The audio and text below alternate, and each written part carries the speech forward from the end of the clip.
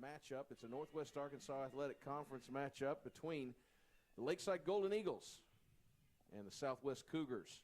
It's an in-town rivalry. Cougars, of course, feeding to HAR-BER High School, Golden Eagles to Springdale High.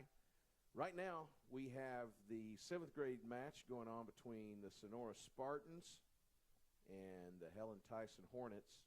Score right now, Lakeside's leading at 8-0 as they've just begun the 4th quarter.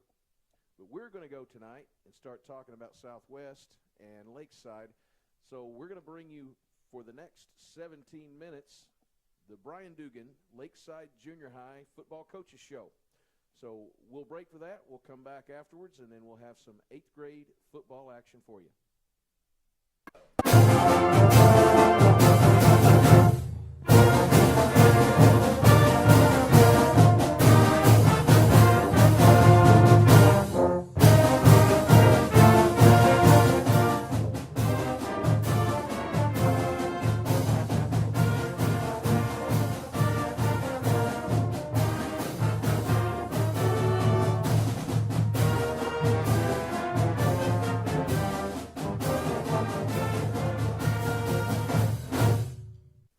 Well, good evening, Golden Eagle football fans. Welcome to the Brian Dugan Coaches Show. We got Coach Brian Dugan right here with us, and we're bringing you this show leading into the big Southwest game tonight, where the Golden Eagles are going to take on the Southwest Cougars right here at Gerald Williams Bulldog Stadium. We're good ways into the season, Coach. Yeah. And we've experienced a lot of football up to this point. Our last regularly scheduled game is this game tonight with Southwest, and of course next week we don't know. The outcome of the Southwest game is going to determine where we play next week and who we play. But what I think we should do tonight is kind of talk about what the season's been so far and kind of just get your thoughts on some things and talk about some of our kids. So first of all, it's not pleasant to talk about, but it's been a hard luck season. It really has. It really has. And I have watched some kids fight like crazy and put themselves into positions to win games, and it just seems like we've been snake bit in a lot of these games at home, Coach. Yeah, definitely. But to me, that's what I tell the kids is it's a life lesson. You can work as hard as you want, and sometimes the chips just won't fall your way. And that's okay because, as long as you get back up, you're fine. As long as you give it your all, you're going to be all right. We don't concern ourselves too much with wins and losses. It's whether, how we play the game and whether we get back up the next. Well, I know early on, as you started the season, you probably played at least 2 of the best 3 teams you've played all year in your first 2 games. Yeah. And you played them on the road, I think, didn't you? Yep. Against Bentonville and Bentonville West right off the bat, and I know that was tough, and I know also you had some players out those games. Mm-hmm. COVID did hit us a little bit at the beginning, especially at the first game where we played Heritage. We didn't even have a quarterback, our starting quarterback for that game, and still ended up, taking it down to the wire.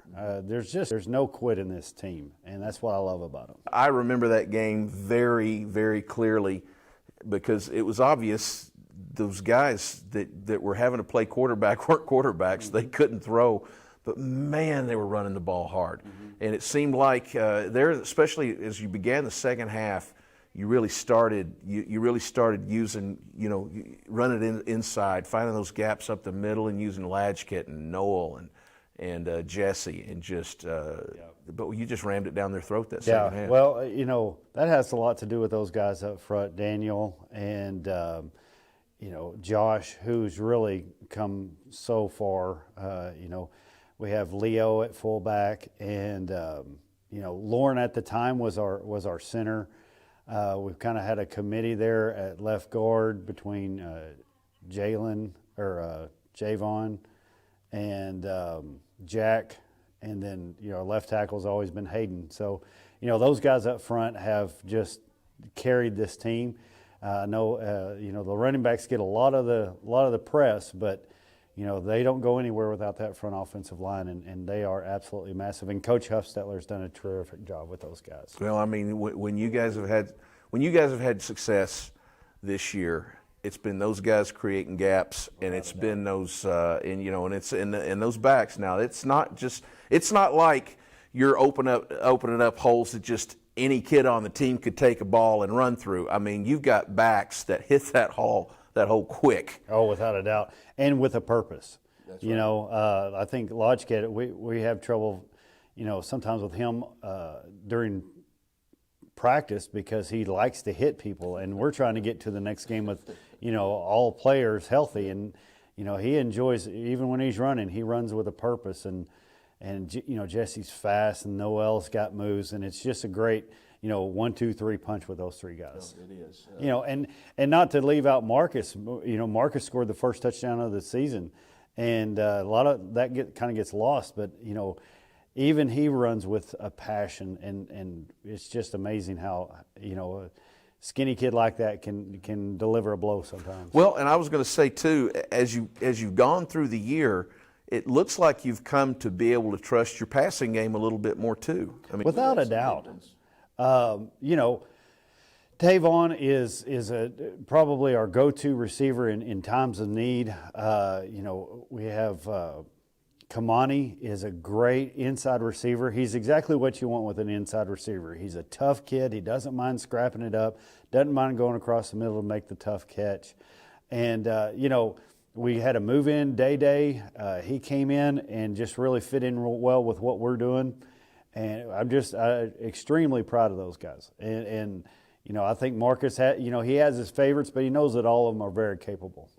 Well, let's talk defense a little bit. You've had I've seen Javen down there in the front line. He's hard to miss. He's usually the biggest guy on the field. You got at least one linebacker that is it seems like is in on every play, and you got some guys in the secondary back making big plays too. Tell us about some of those guys. Absolutely. I want to start with Sammy. Sammy is an outside linebacker playing inside linebacker. He's undersized, but he's fast to the ball, and he makes quick reads at inside linebacker. He's not one to make the big hit, which Lodge Cat will make the big hit if he has the opportunity. But he, from summer until now, we've moved him from outside to inside because of necessity, and he's really filled that spot really well. Very proud of him. Up front, we have Jack, we have Daniel, we have Javen, Leo. Lauren has turned out to be one of our best inside. Again, undersized, but man, he works really hard to try to do what he's coached to do. And I love that front group. There's three guys there trying to stop the run, and they do a terrific job at it. Outside linebacker, Francie. I tell you what, that kid has really come a long ways. He was picked up off the side of the road basically to play football, and he has really come a long ways. Just very coachable, great athlete, and does things with a smile on his face. I've got him in class, and he is one of those kids that is every second of he's one of those kids, you've never seen him lay his head down on the desk. He never looks away. Mm-hmm. He's not pulling a phone out. His eyes are on the teacher every second, and he's got leadership in him. He leads by example, but he's one of those guys that wants to do the right thing. And I don't know if you realize this, but there was one of the 8th grade games, the 7th grade game, they didn't have a PA announcer, and the assistant principal over at Sonora found Francie in the concession stand. So, hey, Francie, I got a job for you. So Francie was the PA announcer at one of the 7th grade games this year. I thought I heard him up there. Yeah. And that he could do anything. Yeah. A kid like that with that kind of attitude and the intelligence that he has, he can end up doing anything. It's just a matter of him pointing himself in one direction and sticking with it. Yeah. So I love that kid. At the other linebacker position, we have Noel Howard, who is a tremendous athlete. Just learning that position, but he's turned out to be quite the physical player, yeah. and I really want to talk about our secondary, mm-hmm. because Coach Gilbert and Coach Suter have done a tremendous job with these guys. We're talking about Q, Jesse, Rudy. And Daxton, is he back there too? And Day he does some too. But those guys, to me, I've been around coaching for a long time. It's the hardest position to coach, because if you do great, very few people see what you do. But when you do wrong, everybody sees what you do wrong. That's right. And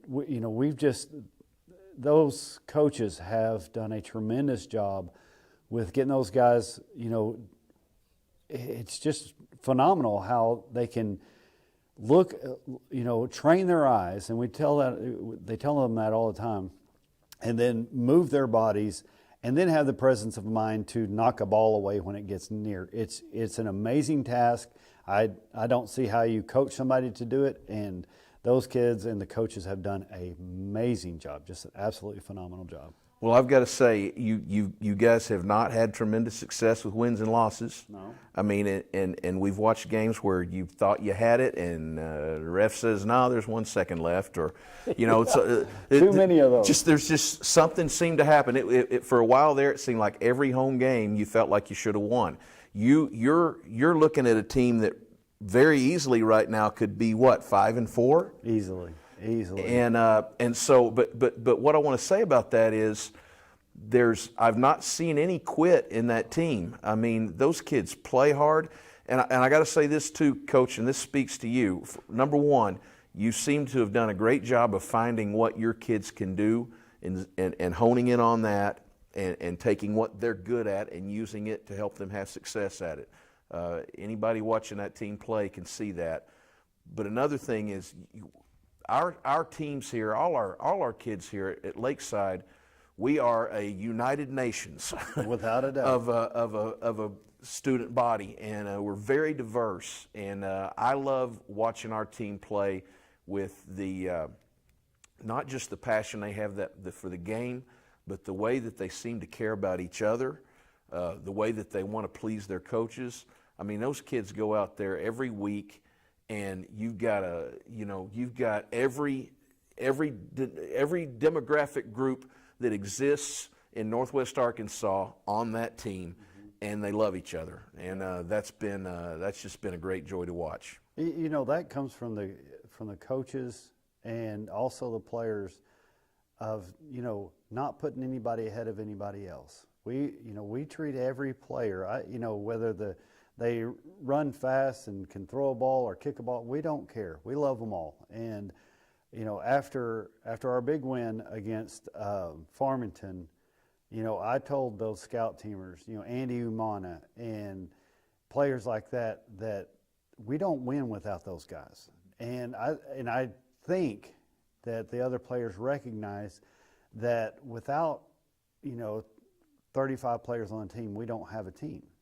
And unfortunately we can't put everybody in the game. I'd love to, but wins are a team win and losses are a coach's loss. And that's, to me, that win against Farmington and also our game against Central, although we lost the war, but we won the battle. Yeah. We absolutely gave them everything they wanted. Oh yeah, I was checking in on that. We had volleyball that night, and so we were live streaming the volleyball game. But then we afterwards we went and checked in, and I was, oh man, we've got a shot here. We came off that field after the game. We came off that field feeling like we won the game. A couple of bad bounces, tough breaks. That's going to happen, but the coaches, all of us, the kids, we were high-fiving each other because we knew that we had just won the battle. We didn't win the scoreboard, but we won the game. And so it was a satisfying loss if there's ever such thing. And I know what you mean. And that brings us to this week, because we've got another in-town rival. We got the Southwest Cougars, one of the great junior high programs in the history of Arkansas junior high football. Yeah. And new head coach this year over there. What can we look for them? What are they going to be doing, and what do we need to do? Well, the first thing is we got to stop their run game. They have a very, very quick tailback. Don't know his name, but he's fast. And Coach Edmiston does a very good job with those guys. They're going to be ready to play. We have about the same record, and so it's going to be a great battle. But, defensively, we have to stop their run. If we can force them to pass, I feel like we'll have a decent shot at winning the game. Offensively, we got to be Lakeside. We got to, the linemen got to get down and get dirty, and our running backs have got to hit the hole hard and keep control of the ball. That was the number one difference last week against Central. We had a tough fumble there going into the end zone, and so I think if we can take care of the ball, stop their run game, it ought to be a pretty good game for us. Well, and of course, special teams is always a big thing too. Seems like in junior high football, every punt is a coin flip. Yeah, and I tell you what, we did have a couple of soccer players. Andy and Brian came out, and I tell you what, they're talented. And I don't know why more soccer players don't come out for football, because that's a shortage in America, is the number of kids that can kick a ball accurately and strongly. And those two kids are amazing, and I'm so glad that they came out. And if anybody wants to come out and be a full-time kicker, I'm all for it, because like you said, it is an experience that every time that ball's kicked or snapped. Yeah, you just never know what's going to happen. Well, we're excited to bring you Coach Dugan and his thoughts on the season, and our first coaches show here at Lakeside. We hope to keep this going on. We've been able to live stream for the first time ever at Lakeside this year, and we hope we've started a tradition that's going to be something that's going to be great for our kids and for our parents and grandparents and everybody that can't come see these games. Coach, thank you for being with us today. Thank you so much. Good luck tonight Yes, as we sir. take on those Cougars, and we'll be right back with some football action here after a while.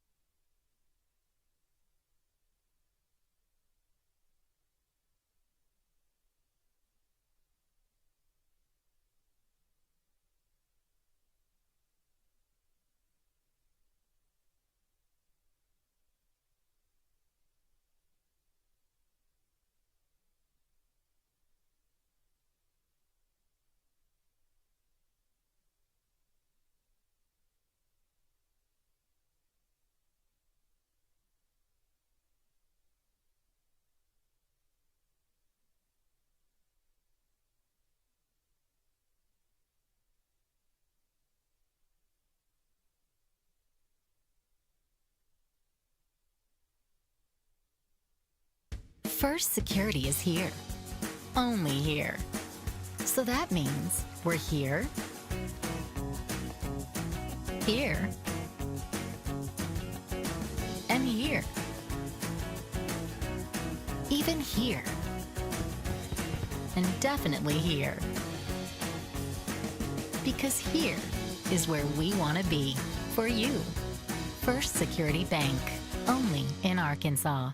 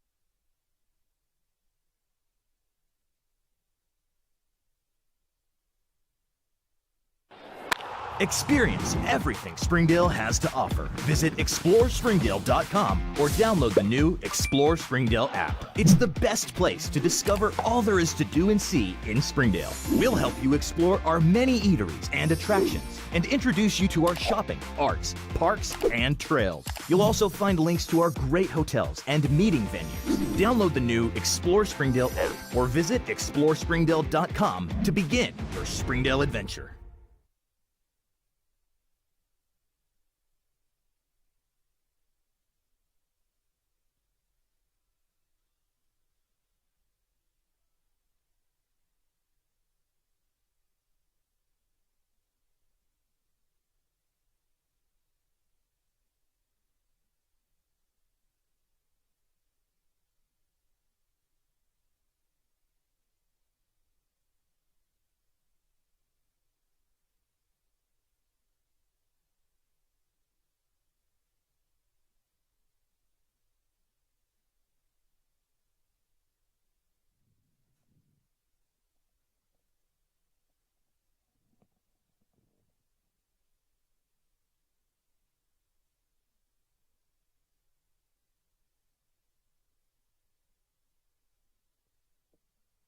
Ladies and gentlemen, welcome to Lakeside Golden Eagles football tonight.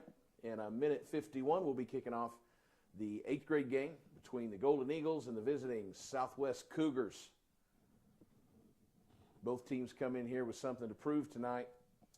And we're going to be back here in just a moment with the game. You'll see it all here on Lakeside Golden Eagles Sports Network.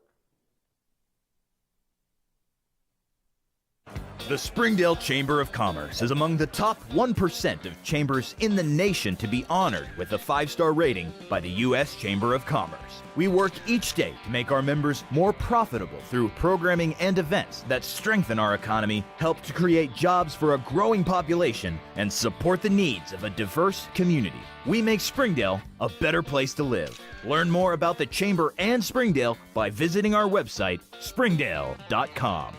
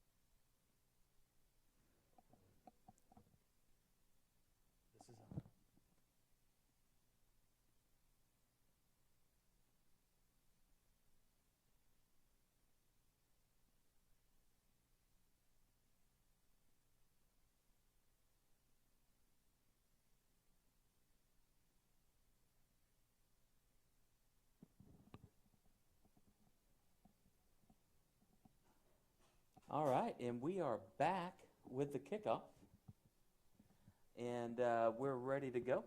I am going to be pulling up rosters just as soon as I can. But it's been a kind of a rough year for the Golden Eagles, but they've pushed through. Coach Brett Suter is the head football coach for the 8th grade. And it is Ulysses Casillas kicking off for the Golden Eagles. And receiving the ball for the Southwest Cougars, that is number 20. Excuse me.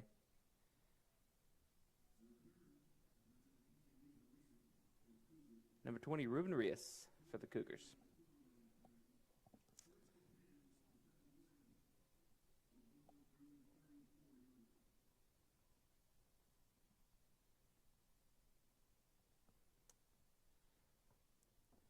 So this is going to be the last game for the Golden Eagles. We've got postseason championship next week.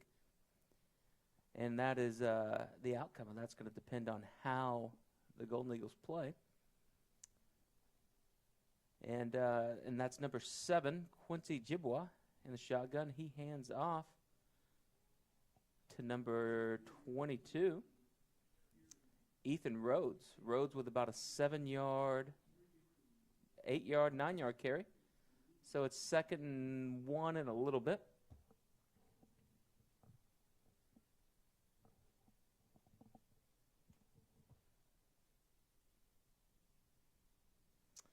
Jibwa gets the shotgun, hands off to Rhodes again.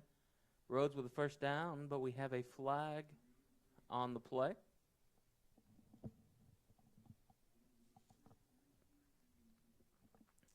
That's in the neighborhood of a hold. Past few games, the Golden Eagles have been plagued by penalties. Both 8th and 9th have struggled with it. We have a personal foul face mask on the Golden Eagles. That's going to be a 15-yard penalty from the spot, and that's an automatic first down. And ball will be placed on the Lakeside 37-yard line. And Jibwa is back to receive the shotgun. Hands off to Rhodes again. Rhodes around the left. Goes for about 7. Great run by Rhodes.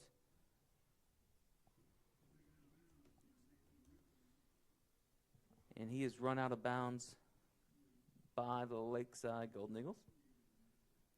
And again, I apologize. I do not have a Lakeside roster.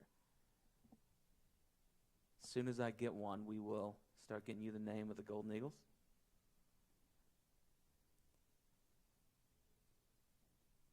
Rhodes still in the backfield with Jibwa.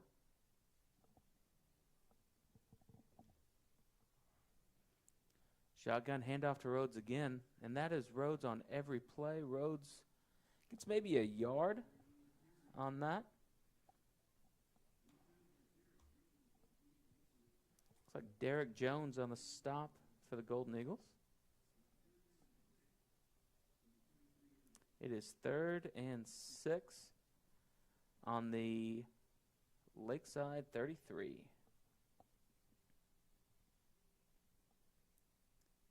And a pistol, back to Rhodes. Rhodes tries the middle. And he is brought down by number 70 for Lakeside.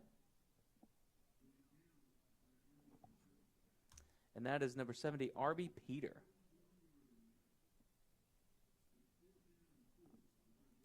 Fourth and 4.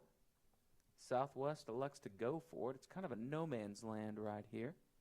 Rhodes in the backfield. He's gotten it every play at this point. Jibwa fumbles the snap, and he is tackled by number 65 by the Golden Eagles, and that is a turnover on downs.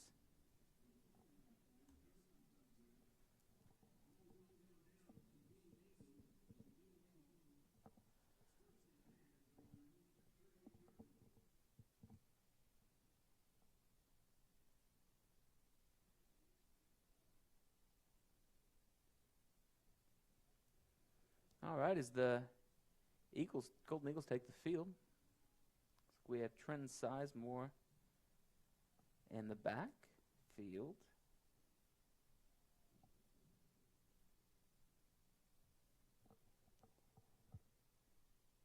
And that's a handoff, goes for about 4. Ulysses Casillas carries for about 4 up the middle. It's going to be 2nd and 6.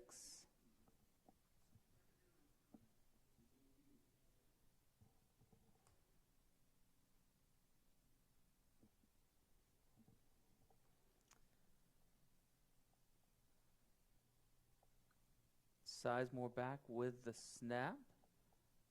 Coach Huff calling an audible from the side. Coach Huff has been with Lakeside from the beginning. He's the only one on this staff that's been there all 9 years that they've been open. Does a great job. Oh, and what a run by Casillas, and that looks like a first down. And he's tackled by a host of Cougars, and that is a Lakeside first down. And I'll be right back. We're going to go, but we're going to pause the commentary real quick.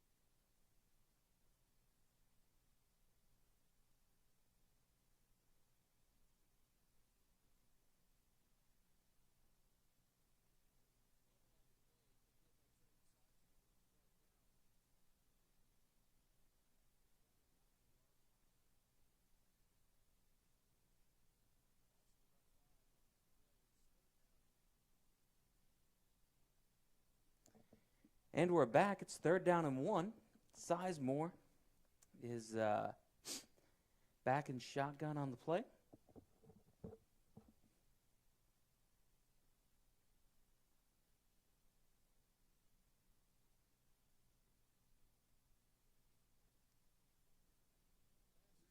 Sizemore throws to Damian Shepard. Pass is incomplete. That's going to be 3rd down. 4th down.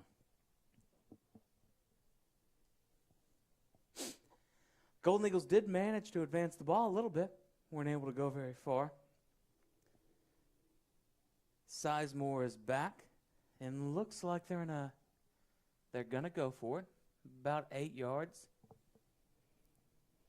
And Coach Huff audibles with that kicking motion. So here comes the punt. Sizemore is not the punter.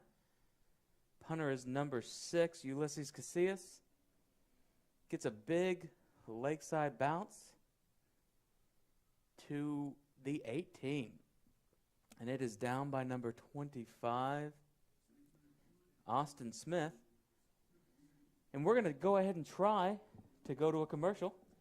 And we'll be right back here on the Lakeside Sports Network.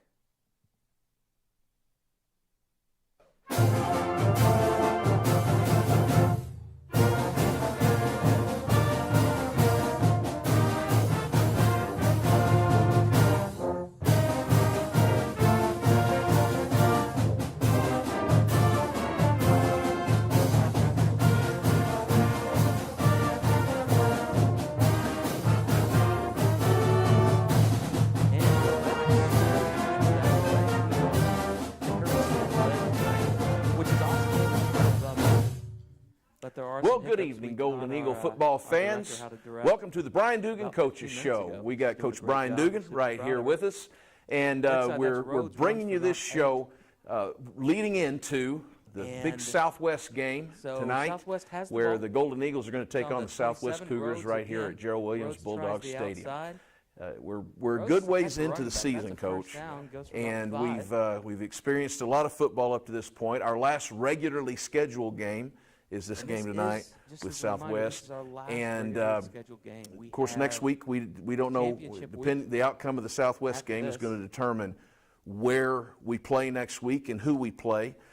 But what I think we should do tonight is kind of talk about what the season's been so far and kind of just get your thoughts on some things and talk about some of our kids. So first of all, it's not pleasant to talk about, but it's been a hard luck season.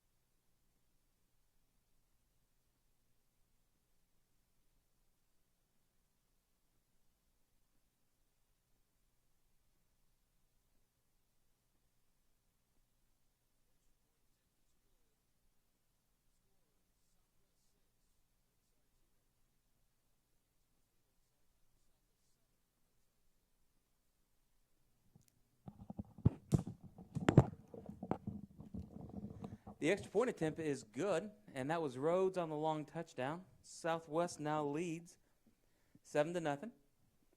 And we are back, and we're ready to go. Southwest is going to be kicking off.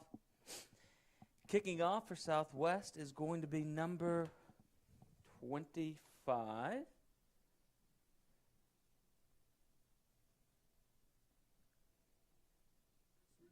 Number 25, Jesus Nolasco. Back to receive for Lakeside is number 3, Nelson Clanton.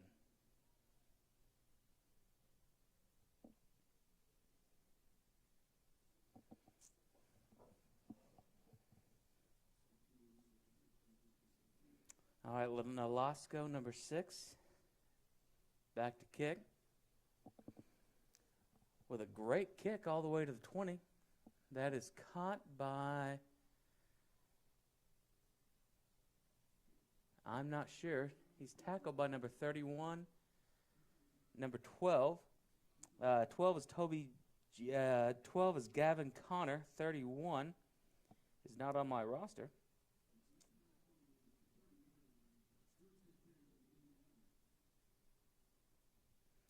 Lakeside ball at the 30.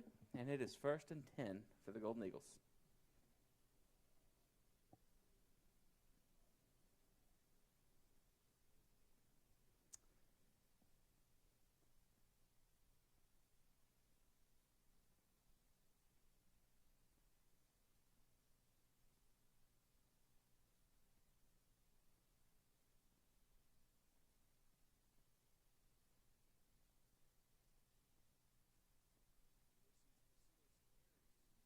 Ulysses Casillas with the carry.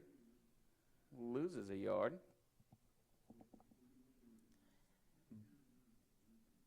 Gains about a yard. Ball at the 31, and it is 2nd down and 9.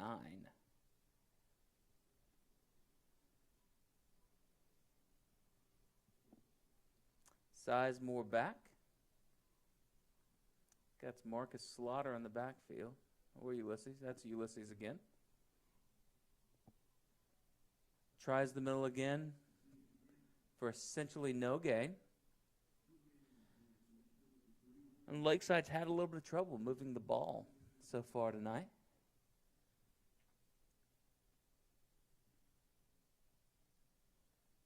You can see a little bit of a size difference on that front line. Southwest has some pretty big kids. And Sizemore back with Casillas behind him in a pistol. Jackson Watson in motion, passes to number 3, Nelson Clanton, and that is incomplete, and it is 4th down. So last time, Lakeside lined up to go for it. Sizemore and Ulysses Casillas, who's our punter back there. Looks like this time they're just lining up to punt. Southwest is in a punt safe. Casillas, it's about 20 yards in the air, maybe another 6 or 7 yard bounce. It's on the Cougar 42. So your score is 7-0 in favor of the Southwest Cougars. And we're going to just stay here and let you guys look at the beautiful field as we continue. Lakeside comes back, and you'll hear from me in just a second.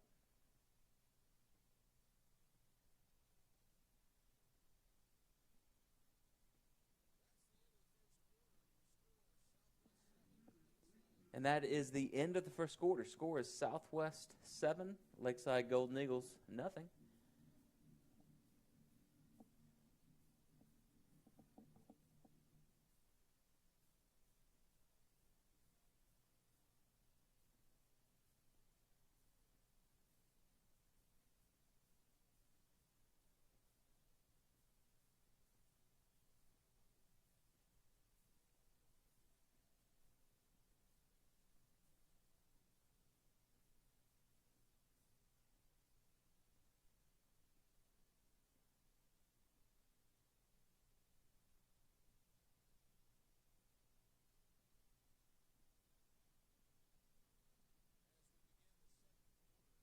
All right, Golden Eagles are taking the field again, led out by the lineman, led out by big number 52, Jesus Barroso. I used to be a lineman, so I'm particularly excited about the lineman, and we've got a few good ones. Number 75, Brian Arojo, is out there as well. He's at a shade. Rhodes is still in the backfield with Jibwa at quarterback. Jibwa fakes to Rhodes. 52, is that a – what a sack by Barroso. Chases him back about 15 yards.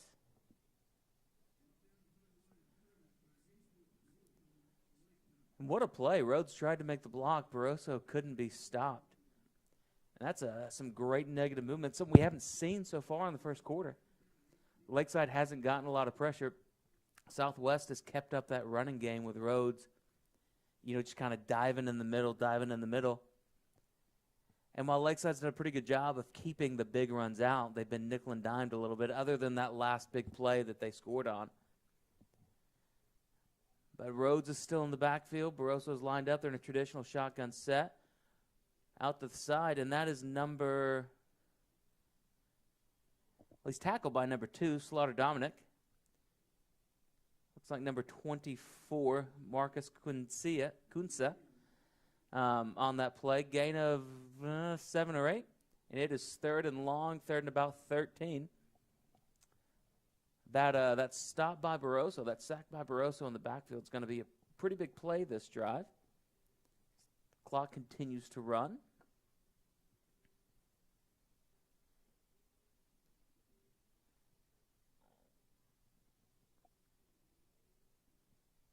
Kunsa is out wide. Handoff to Rhodes, who bounces it to the left. Gets about 8. But that is not enough. Oh, excuse me, that is Rancel Orellano. I've been saying Rhodes all night, and that is not the right back. Orellano bounces it out. Southwest is going to go for it, about 4th and 7. And big number 75, Brian Arojo jumps. Maybe he didn't. Looks like we might have had a timeout before that. So if you'll stay right here with us, it's a beautiful night at Gerald Williams Bulldog Stadium. About 62 degrees. The sun is setting. It's a great night for some football. And these guys have had a great season. They've persevered. They're still haven't had a ton of success on the field, but they've played hard every game. They've gotten better every game, and they continue to fight. So we will be right back after this.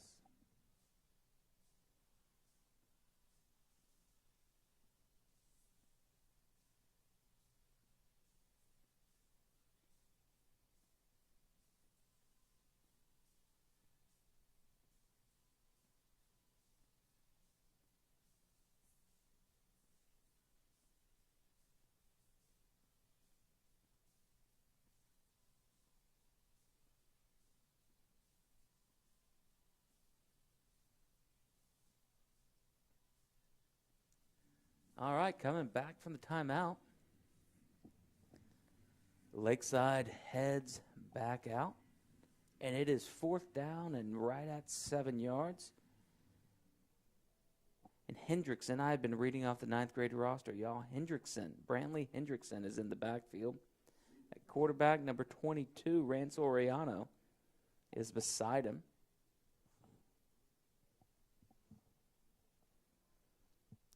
Snap to Hendrickson. Gets it out to Oriano, who is on his way. What great speed he shows. Lakeside can't touch him. 55-yard touchdown by Ransel Oriano. That was thrown by Brantley Hendrickson.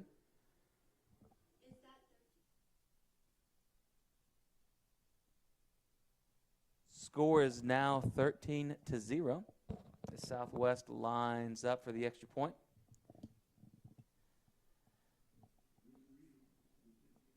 Hendrickson is holding. And Ruben Rios is kicking. Rios already has 1 extra point on the night. Hopes to make it 2. Great kick by Rios. Score is now 14-0 in favor of Southwest Cougars. Lakeside brings it over to the sideline. Hopes to be able to get something started with this next drive. There is our 5 minutes and 48 seconds left in the half. Stay with us.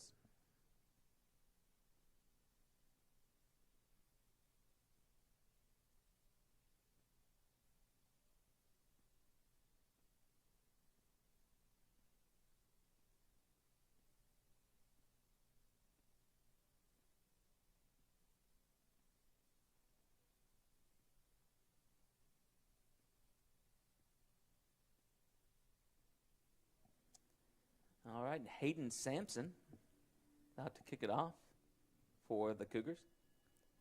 Back deep for the Golden Eagles, Ulysses Casillas, Nelson Clanton, and Slaughter Dominique. Ulysses is in the middle of the field on about the 10. He is who received it last time.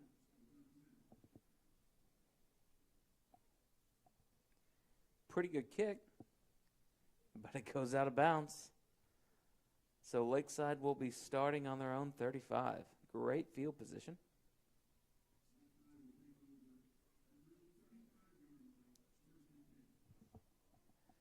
And Lakeside hopes to be able to get a drive going. And we'll be right back.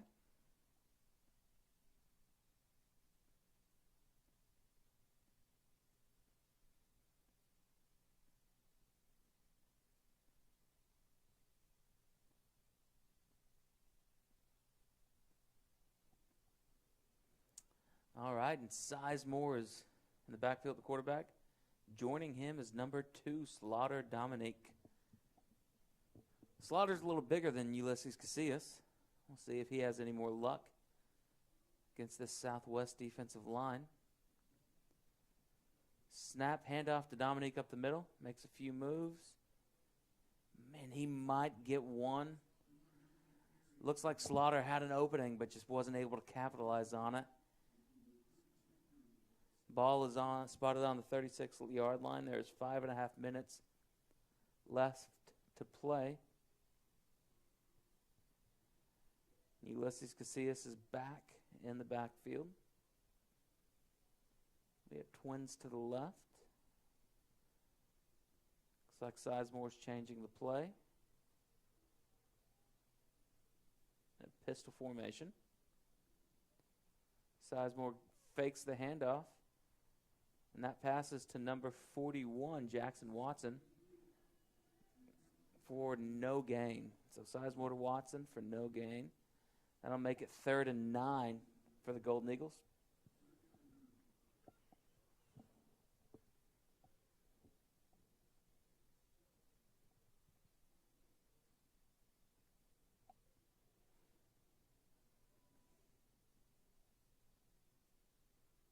The Golden Eagles get lined up.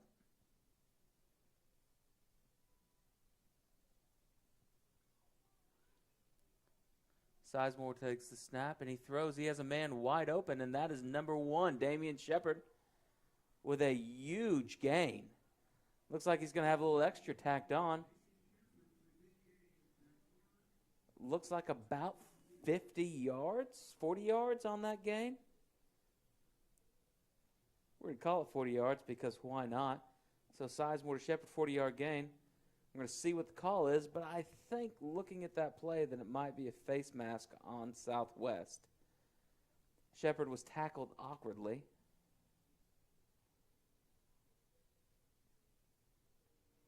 He was wide open. Sizemore made a great pass. Oh, and it is an illegal procedure on Southwest, or on Lakeside. Face mask on Southwest. Those penalties offset, and we'll play third down. What a tough break for Lakeside. They get a big gain. Lined up wrong, and it cost them.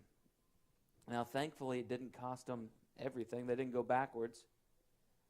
But it did end up being probably a 45, 50-yard penalty if you include the face mask and the loss of that play.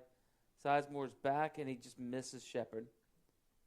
Looks like there's a little bit of miscommunication there. 4th and 9. Lakeside lines up. Casillas is still in the backfield. And remember, he is the punter.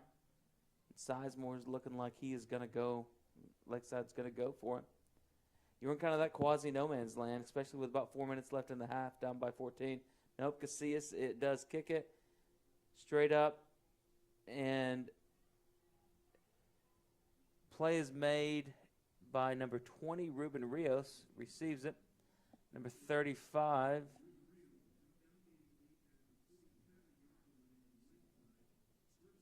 And he's brought down immediately at 47. So I gained about 10 yards on that. Not even sure they moved the sticks. But Southwest takes over with 3 minutes and 54 seconds left in the half. So again, we've got a little bit of a size difference on the line. Lakeside has a couple big boys, but Southwest is matching them. Number 7, Brantley Hendrickson, hands it off to number 22, Rance Oriano. Goes up the middle for about 2 yards. Number 52, Jesus Barroso, loses a shoe. He was tackled. Oriano was tackled by a gaggle of Golden Eagles. They gave him 3 yards on that run, so it is 2nd down and 7 as the clock continues to tick down.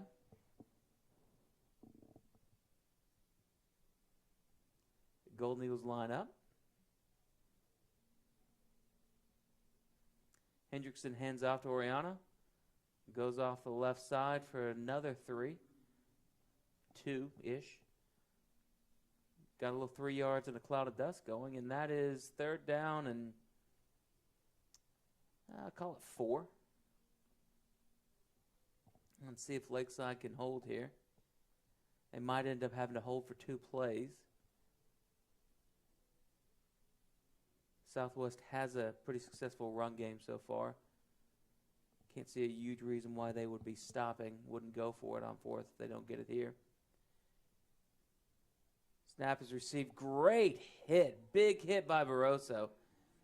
And he lays out Oriano.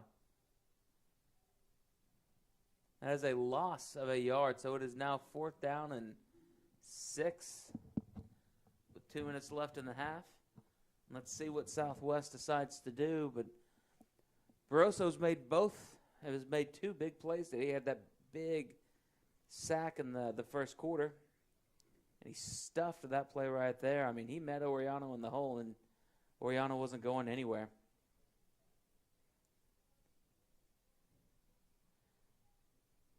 Hendrickson is back in at quarterback. Southwest is going for it, and they do get Lakeside to jump. Penalties have been an issue for Lakeside all year, and that does result in a Southwest first down. So it was an offsides by a couple Lakeside players, most of the defensive line.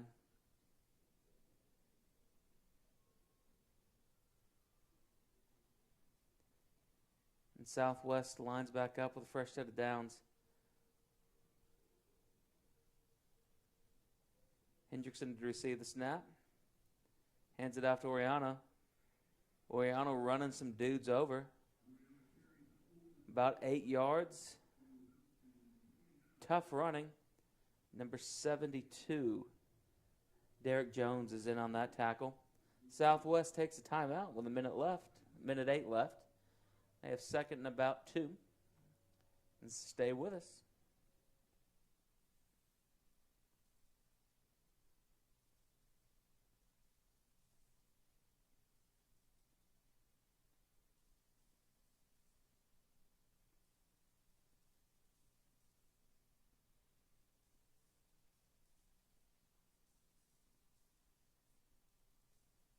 Hey Northwest Arkansas, Lara here at Sam's Furniture. If you're looking for new furniture, we have over 170,000 square feet selection at everyday low prices and same-day delivery available. But the best part is that we love to serve our community. So when you buy at Sam's, part of your purchase goes to support one of the many amazing organizations that we have been blessed to partner with. Serving others, especially those in need, is our culture here, and we hope that you'll be a part of that too.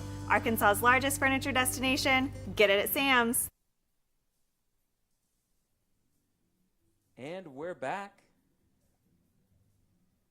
We're back. Great job, John B. Rubin. John B. Rubin is directing her first time. And guys, I really want to give John B. a shout out. We decided to do this. We had some folks that weren't able to make it to this game. We decided to do this real quick. Hendrickson back, and he throws pass intended for number 10, Raul Amaya. And it is 3rd down and 2. But we decided that I wasn't going to direct as normal when we figured out Mr. Stewman was going to need to do the PA. John B. stepped up and learned how to direct. She's doing a great job, so if you see her at school tomorrow, you see her around, give her a big congratulations. Stay with us through halftime. We got about a minute until half. We're going to have the cheer team perform, so that should be exciting. Oriana runs up the middle again, gets a first down, and he is down to the 39. And that's a first down. Southwest takes another timeout, and we're going to give John B. another chance to go to a commercial now. We'll be right back here on the Lakeside Golden Eagle Sports Network.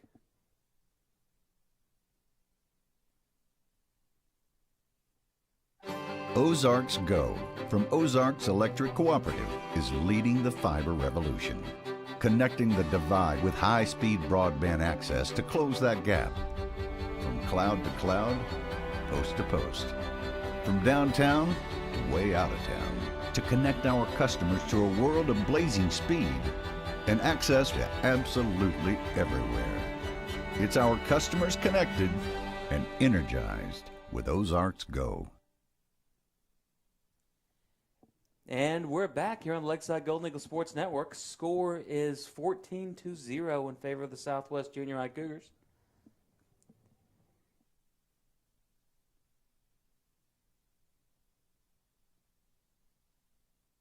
And Mr. Stewman was waving at me frantically to remind me that we are going to have a performance by the Lakeside Golden Eagle cheerleaders. He's excited to see it. I'm excited to see it. You should be excited to see it too. So Southwest comes on out. 57 seconds left in the half. Hendrickson and Oriano back. Hendrickson is playing quarterback. Oriano, who's racked up a bunch of yards and a bunch of points tonight. Oriano gets it again, tries the left side.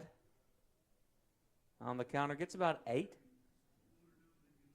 Slaughter Dominic in on the tackle, and that makes it about 2nd down and 3. So that was a 7-yard gain by Oriano. Lakeside has done a pretty good job of rallying to the ball.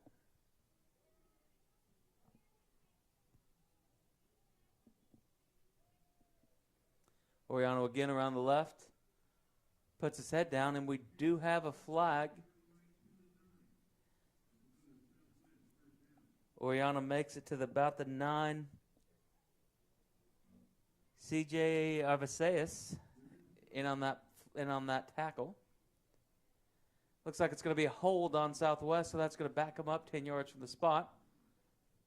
So it's going to remain second down. Be about second down and about 9. 21 seconds left in the half. Ball is on the 24.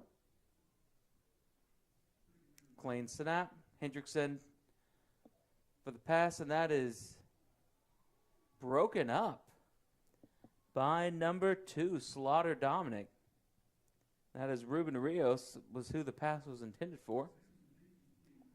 Third down and 3. Have plenty of time left, 12 seconds.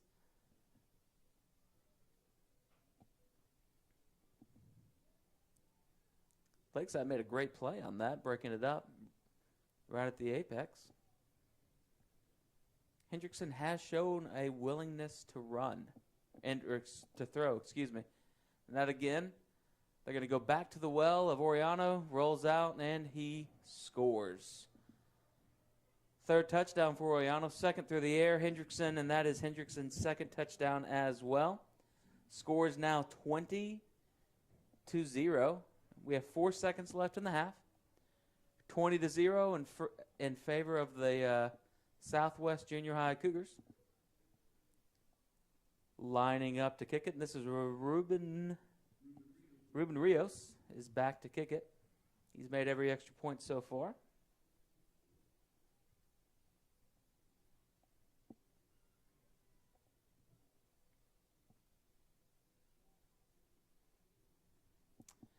And Rios boots that one through. Great kick by Rios. Score is now 21, Lakeside 0. We're going to go ahead and go to commercial. Stay with us. We'll be right back for the end of the second half on the Lakeside Golden Eagle Sports Network. During the Great Depression, nothing came easy. But with just 5 cents, an old truck, and a load of hay, John Tyson and his family found a way to deliver quality chicken to other hardworking people. Today, Tyson continues to find new ways to help put a chicken in every pot. Because people deserve farm-raised chicken of the highest quality. At Tyson, we remain committed to this simple promise: to always keep it real, to always keep it Tyson. And we're back here on the Lakeside Golden Eagle Sports Network. Southwest kicks off again, and that is big number 25, Chris Arden. Received by, looks like, Melson Clanton. Slaughter Dominic, he's tackled at the 28. And that is going to end the half. Stay with us. We're going to go straight to the Lakeside cheer team. And that should be exciting.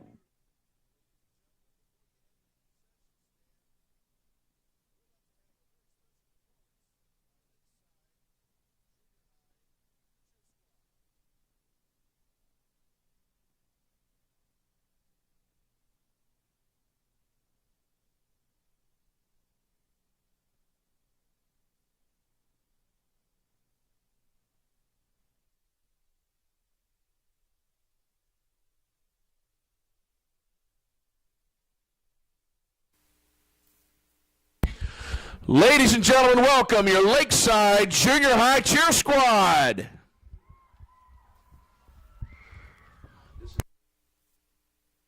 The ladies are performing at their final football game of the season, so let's meet the members of the team. Alexa Robertson, Captain Audrey Milam, Brittany Rodriguez, Briley Williams, Coley Ratchford, Captain and choreographer Destiny Calderon, Guadalupe Granados,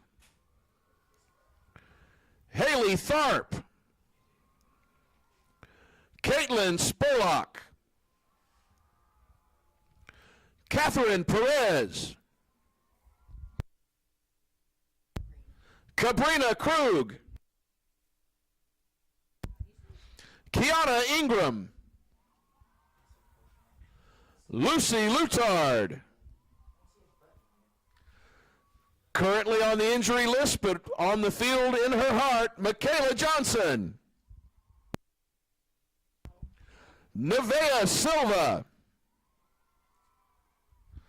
Jasmine Volavong. And Natalie Barbosa. And now, ladies and gentlemen, the Lakeside Junior High Cheer Squad.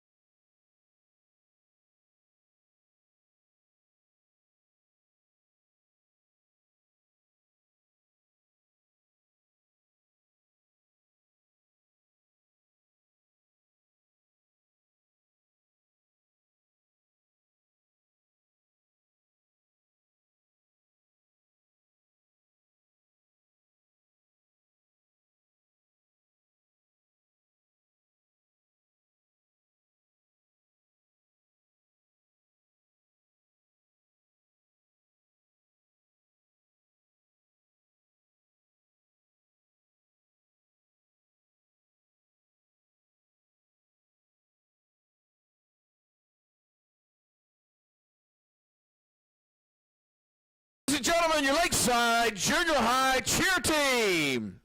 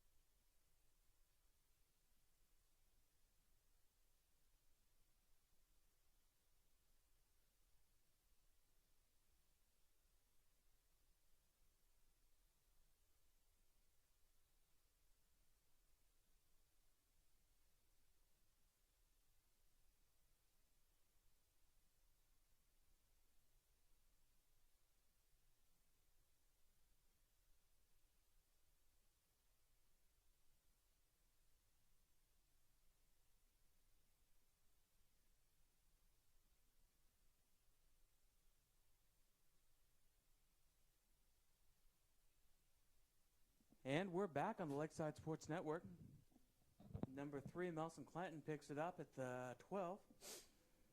Tackled almost immediately by number 17.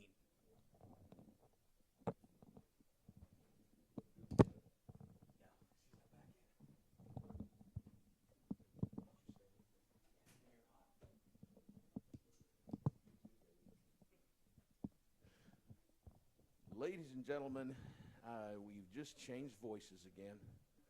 This may be confusing to some people. One guy talks, then a different guy talks, then a different. I'll explain what all that's about later on. Right now, we're looking at 1st and 10 for the Golden Eagles from their 19-yard or 14-yard line. Looks like Slaughter Dominic got the carry. He gets just up to about the 21, it looks like, about 2 yards. It'll be 2nd and 8 for the Golden Eagles.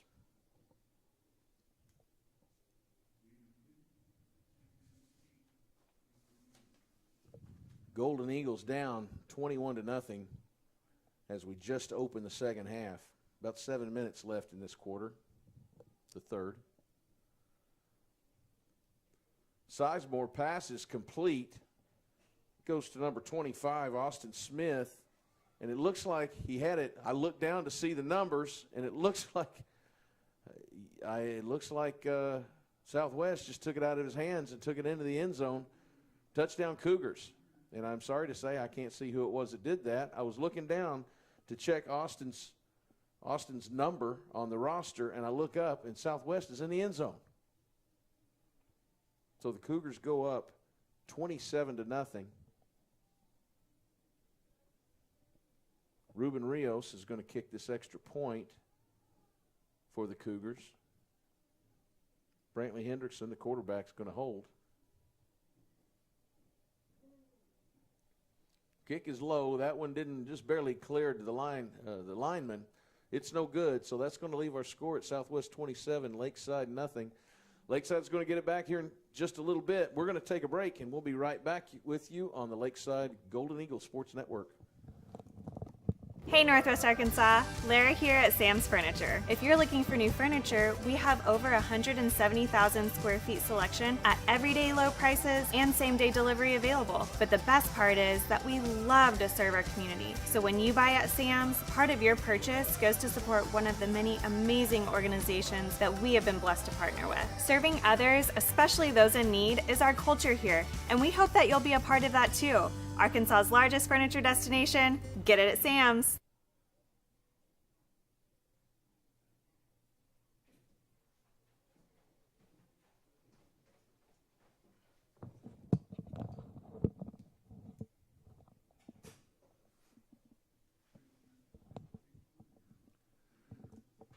We're back at Gerald Williams Bulldog Stadium.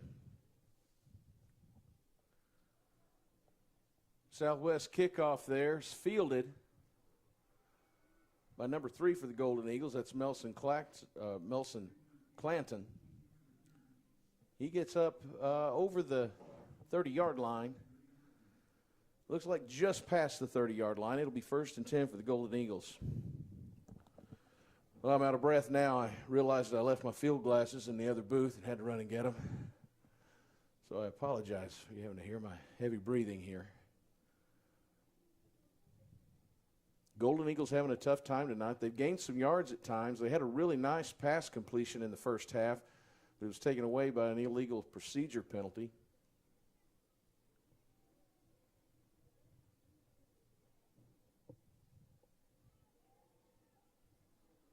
And right there with a nice run, that's R.J. Ward, and he gets up over the 40, up to the 41-yard line, and it looks like that's going to be a Golden Eagles first down.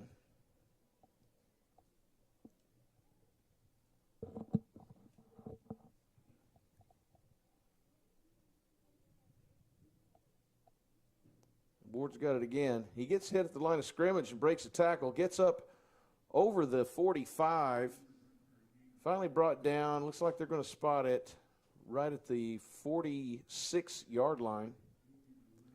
So that's a gain of 5. It's 2nd down and 5 for the Golden Eagles.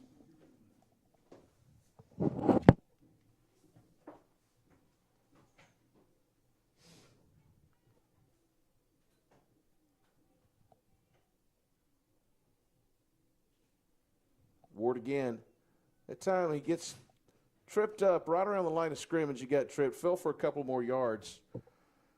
That was Garrett Hilton with the tackle for Southwest. Ball is at the 48-yard line. It's 3rd down and about 3 for Lakeside. This is the best 3rd down play they've had in quite a while in terms of yardage. Mostly it's been 3rd and long. Sizemore passes it. It's incomplete. So that's going to bring up 4th down. Let's see what Coach Suter elects to do here. You're down 27-0. 4th down and 3 at midfield is about as good a situation as we've had on 3rd and 4th down tonight. He's got Sizemore back there. They've been known to pull a quick kick, so we'll see what happens. Nope, Sizemore hands it off, hands it to Ward, and he gets enough for the 1st down, up close to the 45. Looks like it's probably going to get spotted about the 46-yard line of Southwest, and there's a Golden Eagle 1st down for you. Lakeside not huddling. They're right back on the line of scrimmage.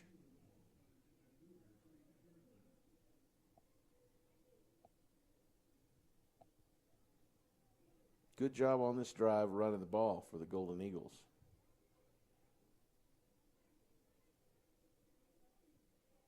And there's Ward up the middle again. Great job. He's wrapped up and brought down there by number 13 again for Southwest. That's Garrett Hilton. Ball is at the 39-yard line. That was a gain of 7, so it's 2nd and 3 for the Golden Eagles. Nice job by the offensive line here in the last few minutes. And Ward's running it pretty quickly to the hole.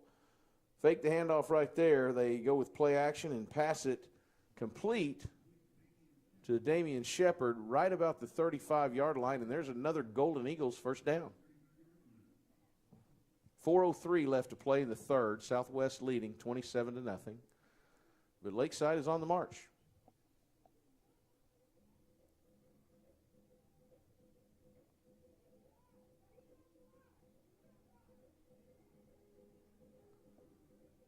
Again, no huddle. Golden Eagles tried a little snap count trickery there. Southwest nearly fell for it, but they didn't. Hand off again to R.J. Ward, and he starts and stops and changes direction. Ends up getting about 4 yards up to about the 31-yard line. So 2nd down and 6 for the Golden Eagles.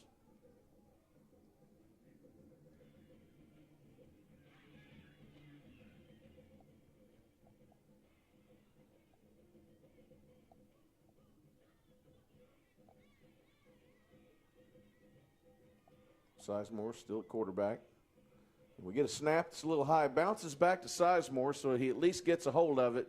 But he can't escape the pass rush there, and he's brought down for a loss of, looks like he's lost about 7-8 yards, depending on where they put the ball down here. Looks like they're going to put it at the 37. So he loses about 7. It's going to be 3rd down and 12 now for the Golden Eagles. That's kind of been the story of the year. Successes here and there, and then a big setback that kills momentum. Let's see how they come out of this here. I would expect a pass, and that's what we're going to see. Sizemore throws it deep, and it looked like he had a good shot at hitting Austin Smith there. Pass was just a little bit long for him. So it's going to be 4th down and 12. Golden Eagles are in Cougar territory, so they may just elect to go for it here. We've had some punts tonight that have not had great length to them. So looks like the Golden Eagles are just going to say, what the heck, let's go for this. So Sizemore out there at quarterback. Ulysses Casillas in the backfield with him. Also joined back there by his fullback, number 41. Up front there is Jackson Watson. And the Golden Eagles are going to take a timeout and talk it over. So we'll take a timeout and let you hear a message from one of our great sponsors. We'll be right back on the Golden Eagle Sports Network. Climax at NWA, it's just an easy, customer-centered experience. Right now is probably the easiest time that I've ever seen to achieve financing for people on maybe even a more expensive vehicle or more accommodating vehicle for their family.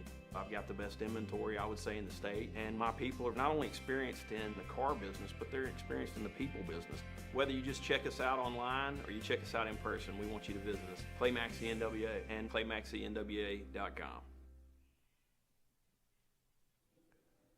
We're here at Gerald Williams Bulldog Stadium. We're still in the middle of a timeout. I'm Van Stuman, and we've been joined tonight also by Jamie Stallings. Jamie and I work hard to bring you these live streams of Lakeside Junior High football and volleyball, and later on we'll bring you basketball and band and choir and everything else that we can get a hold of.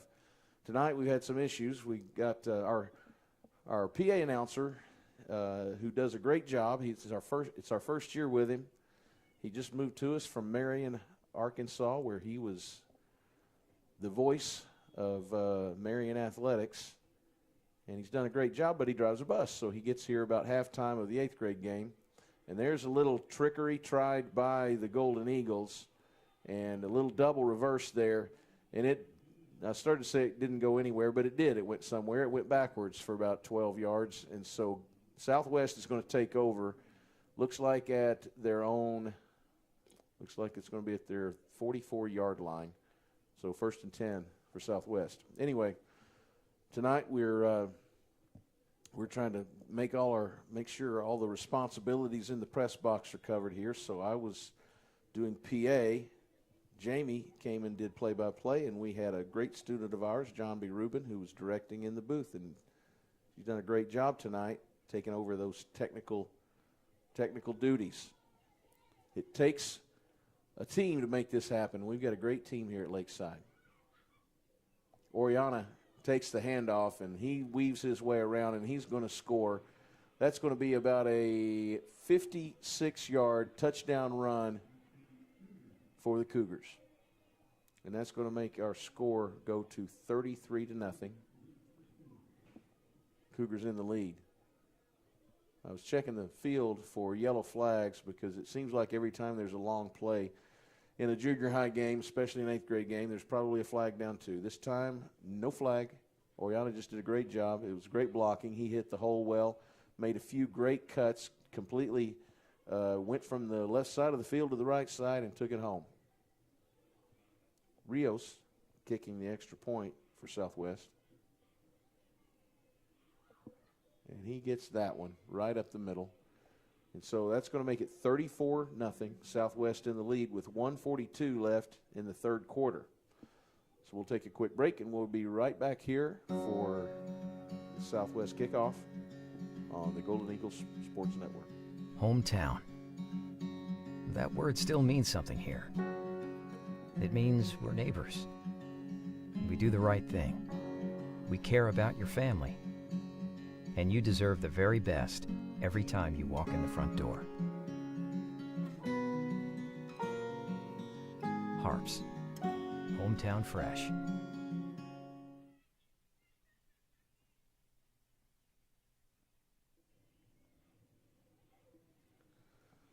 Southwest having their way tonight. They are totally in charge of this game. They lead it 34-0.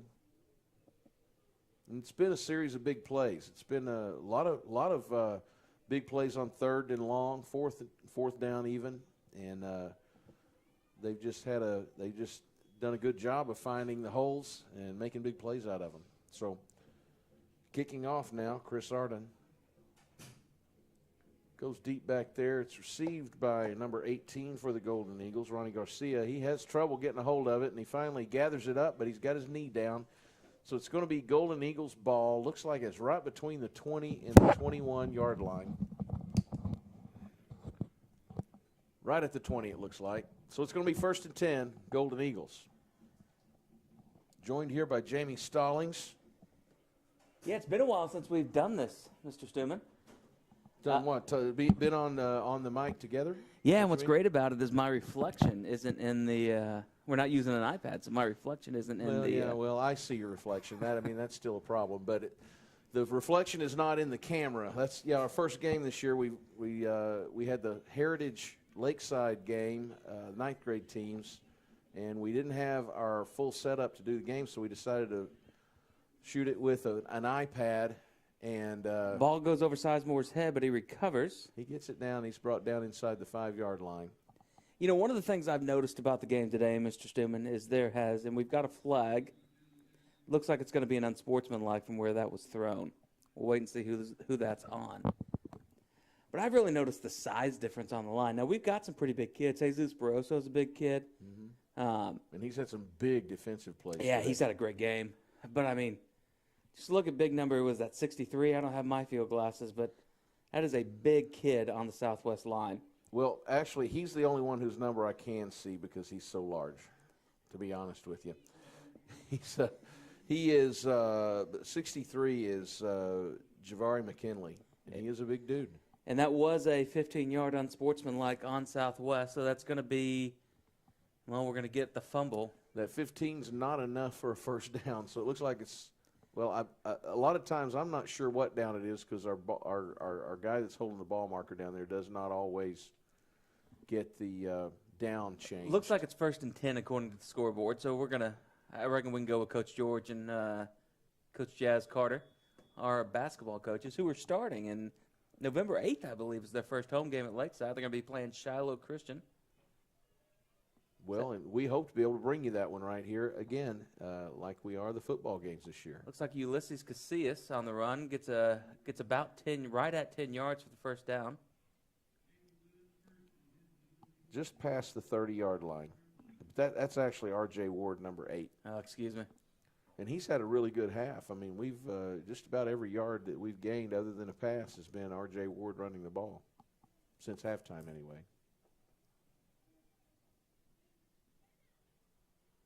And it's going to go to Ward again. He's done that thing he does. He's did a great job of seeing a block and some blockage, sidesteps it and goes on, avoiding contact. So he gets 9 yards there up to the looks like he just gets past the 40. It's going to be second and very short.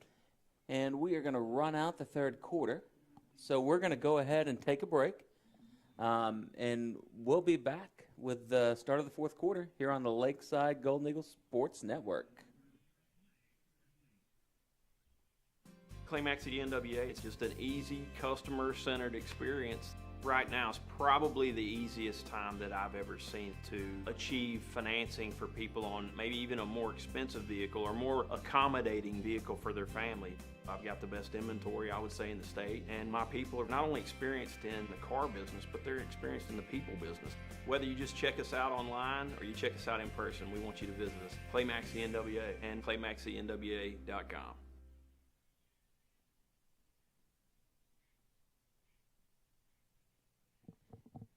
And we're back here on the Golden Eagle Sports Network.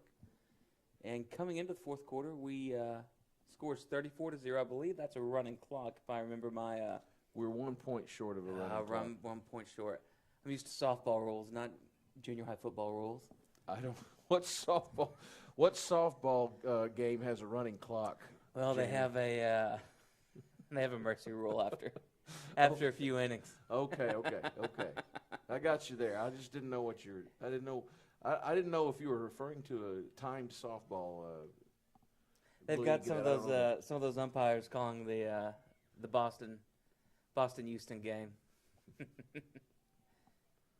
All right. Yeah, it's second down and a very short one for the Golden Eagles, and they're going to get it. R.J. Ward gets up there. He gets about 5 up to the 46-yard line. Great job there blocking. R.J., he's not a guy that's going to run people over. He's not like a real thick, but he's quick, and he hits that hole. And once he gets through the hole, he does a great job of just making that little move that misses that makes that tackler miss. He's not going through arm tackles. He's making the guy totally almost fall down and miss him. Yeah, and I think that's one of the things we've seen with the ninth grade as well, and that's Sizemore that gets taken down for a little bit of a loss. So it's going to be second down, and we're going to call it 10 again. But one of the things we've noticed with the ninth grade, too, is you got Lodgett who just is a bulldozer, man. He just runs through kids. But then you throw in, Noel Howard or Sammy, and they have a little more quickness. They're going to have a little more lateral motion. And sometimes that change of pace, that going from the bulldozer to a scat back, that makes a huge difference. It's that much harder. You're used to tackling somebody that's going to put their head down and go forward. You got the little lateral movement. And Ward fumbles on the handoff, and that is recovered by number 62. It looks like it's 62. Again, here I am with field glasses and reading glasses, so it takes me a while. Nixon La Pepa for Southwest gets that recovery. And it looked like RJ took off a little early. Probably that should have been a penalty for illegal motion or illegal procedure, but he took off a little quick, and that kind of messed up the mesh point of the handoff right there. So Golden Eagles fumble it. Southwest has it back at the Lakeside 46. Story of the night. It's just been a tough luck night, and it's really been a tough luck season for these Golden Eagles 8th graders. But, I think it's worth pointing out they are getting better. A couple games ago, and there's Barroso bust through the line. Is that Barroso 52? Oh, yeah, that's Barroso. They're not blocking him at all. When he wants to get through, he's getting through. That was Tiban Bashea with the carry. So he's going to lose about 3. Back to the 49. But, a couple games ago, something like that, you're going to have a penalty on it. You're going to have a hold. You're going to have a guy lined up off sides. You're going to have something. What was it, the George game? It felt like we had a penalty on every play. And so we are seeing improvement. The kids are still playing hard. We're, less than 6 minutes left, and Jesus Barroso busts through the line to make a huge play. Well, we saw earlier in the year there were some games they played where they just didn't they couldn't move the ball. They didn't have a prayer. You looked at them, and they were totally mismatched. Tonight, you're seeing a little bit of offense out of them. You're seeing them make big defensive plays. The problem has been the big plays. Southwest calls a timeout, and we are going to go ahead and take a timeout, and we'll be right back here on the Lakeside Sports Network.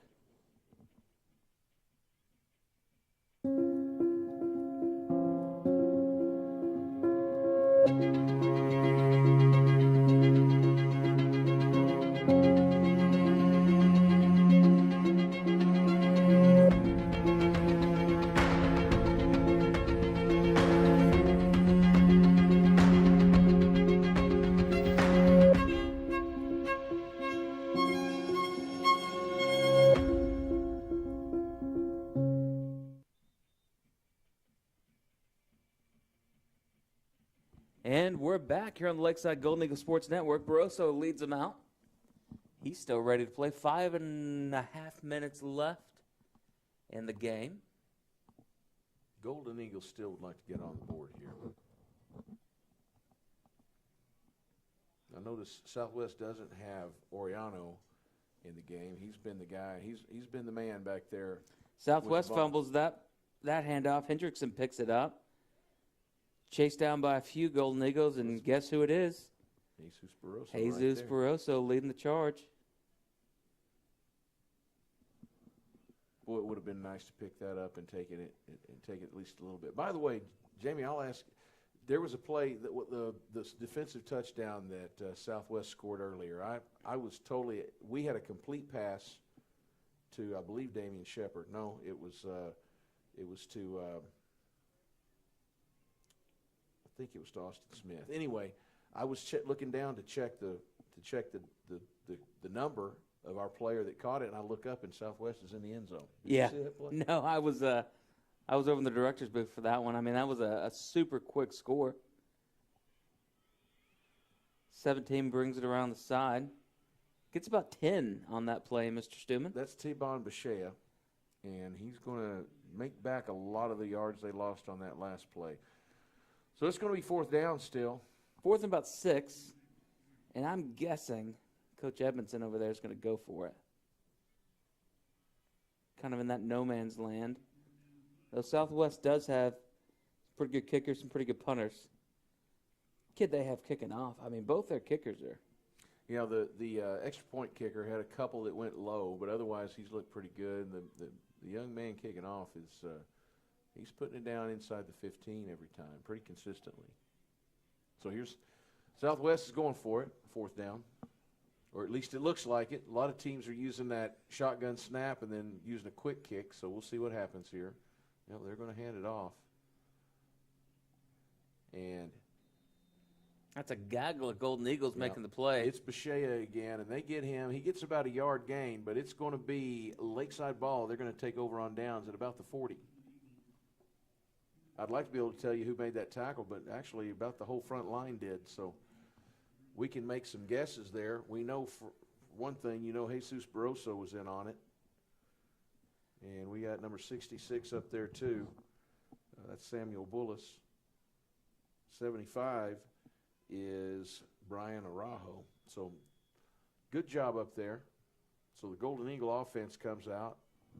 Looks like R.J. Ward's going to be back there at tailback again. Sizemore, of course, at quarterback. Do we have trips split out? Nope, we just got one running off. So we got twins to the right. Got that little modified pistol. Sizemore hands off to Ward. Scoops up the middle for. It's about 5, maybe 4, depending on where they spot it. Looks like the side judge over here has him at the 46, which is going to be a 5-yard gain. So we've got a little less than 3.5 minutes left. We have, I don't think they've scored this quarter. I think we've been able to kind of shut them down. Barroso's been leading the charge on defense.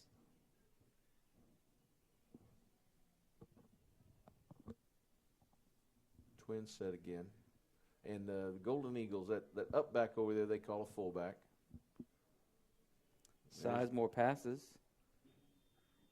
Yep, and that's complete to Austin Smith just inside the 50-yard line. Looks like they're going to give him the 50 on forward spot it progress. right on the 50. So that's going to be a yard shy of the first down, 3rd and 1 for Lakeside. About a 4-yard completion right there.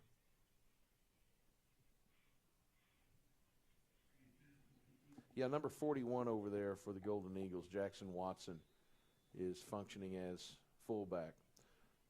And it looks like Southwest is going to take a timeout with 2:27 to play, and Southwest leading 34-0. So we'll be right back after this break on the Golden Eagles Sports Network.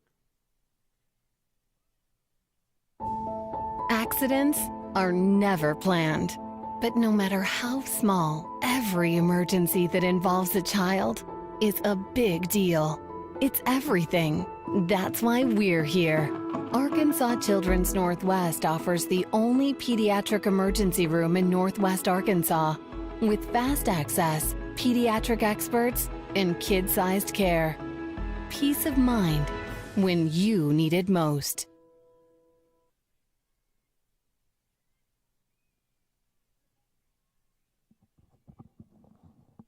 And we're back here on the Lakeside Golden Eagle Sports Network, bringing it to you live from Gerald Williams Bulldog Stadium.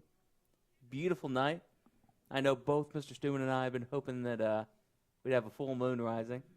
Full moon's been rising in the morning because it's the Hunter moon in October, Mr. Stewman. It is just past what the that full is? moon. It is. Full moon was 2 days ago. Well, I remember it being there when I got up in the morning to go ride my bike about 5:30, so I know it's coming around later than what we're at right now. Yeah, I'm not going to be up at 5:30 to ride my bike or look at the moon. Great play, bulldozing type play. Yeah, Sizemore just takes the snap up under center, which we don't do very often, and he's going to get up to the 46-yard line of Southwest, and that's a Golden Eagles first down. Who's number 75, Mr. Stewman, on our offensive line? For us, it's Brian Araujo. Brian Araujo looked like he blocked one of their shades, and then he blocked a linebacker, and he was still going. Hands it off to R.J. Ward. Ward does a great job following his blockers and making those cuts, and he gets a good about 12 right there, up to the 34. 1st and 10 for the Golden Eagles. Minute 52 left in the game. Golden Eagles hustling here to get rid of that goose egg on the scoreboard. You know, at this point, just scoring, coming back, scoring, continuing to fight. That's going to count as that's something that the Golden Eagles can play for. They got one more game left next Thursday night against Fulbright Junior High in Bentonville, at Bentonville High School. And Lakeside takes a timeout, but we're going to go ahead and stay with you. I'm thinking, is Fulbright Junior High where Coach Brooks Rawson went? I believe it is. I know Mr. Bradley Weber is the principal up there. Well, the 8th grade football coach for the Golden Eagles for the last several years, up until just this year, was Brooks Rawson, and he left this year, and I believe Fulbright is where he went. So be a homecoming or not a homecoming, but it'll be a family reunion. That's the second former coach we played. Coach Justin Wood was on the sideline for Siloam. I think he's doing a little more with varsity than he is their 8th or 9th grade, but he was one of the ones. He opened the building with Mr. Stuman and I. Coach Huff also opened the building. Well, a few of us originals still left after 8.5 years, huh? Just a few. First down. Sizemore back to pass. He's going for it, too, and he's got his man. And that right there is a touchdown for the Golden Eagles. That's Ronnie Garcia making the catch. Now we've got flags down. And that's going to be an unsportsmanlike conduct because Ronnie Garcia got overly excited and spiked the ball. And he acts like he doesn't know that's a bad thing to do. And the officials are telling him, hey, look, I know you're excited. We just can't let you do that. Yeah, Coach Gilbert's on the sideline. I'm sure he's going to let him know. Coach Suter's going to get to him first. Congratulations, yeah. Ronnie. But you high-five him first, then get on to him. He cost us 15 yards. Well, the official that threw the flag back there actually came up and patted him on the head and let him know, good job. But that's just not something we can do. Oh, so anyway, here we go. I was about to get excited. Yeah, the official was signaling. He initially had signaled that it was a penalty on Southwest, but he caught himself before he did it. And it was definitely on Lakeside. So the ball's going to be spotted at the 3-yard line. I guess that means they'll take the penalty on the kickoff. Now, do we kick off? Do we go for two in the 8th grade? Our 8th grade team goes for it. 9th grade's got the new kickers. So here's Sizemore. He's going to try to make this 8. Well, we got that back. We got 2 of them there. I believe Ward took a step, but also their linebacker was. That's a false start on us. And it actually, if you look at the timing of that, it's very good chance that linebacker is actually across that line before Ronnie moved early. But anyway, 5-yard penalty on the Golden Eagles. That puts it back at the 8. And here's the 2-point conversion attempt. Sizemore, I may have called him Shepard a few times tonight, which is our 9th grade quarterback's name. But Sizemore's going to take the snap. Gives it to Ward. Ward's going right up the middle, and his cutting and breaking didn't get him so far. He got about 3 yards, so the extra point attempt is no good. That leaves our score Southwest 34, Lakeside 6, with 1:20 left in this game. So we're going to take us a break, and we'll be back with the kickoff after this on the Golden Eagles Sports Network. Clay Maxey NWA, it's just an easy, customer-centered experience. Right now is probably the easiest time that I've ever seen to achieve financing for people on maybe even a more expensive vehicle or more accommodating vehicle for their family. I've got the best inventory, I would say, in the state, and my people are not only experienced in the car business, but they're experienced in the people business. Whether you just check us out online or you check us out in person, we want you to visit us. Clay Maxey NWA and ClayMaxeyNWA.com.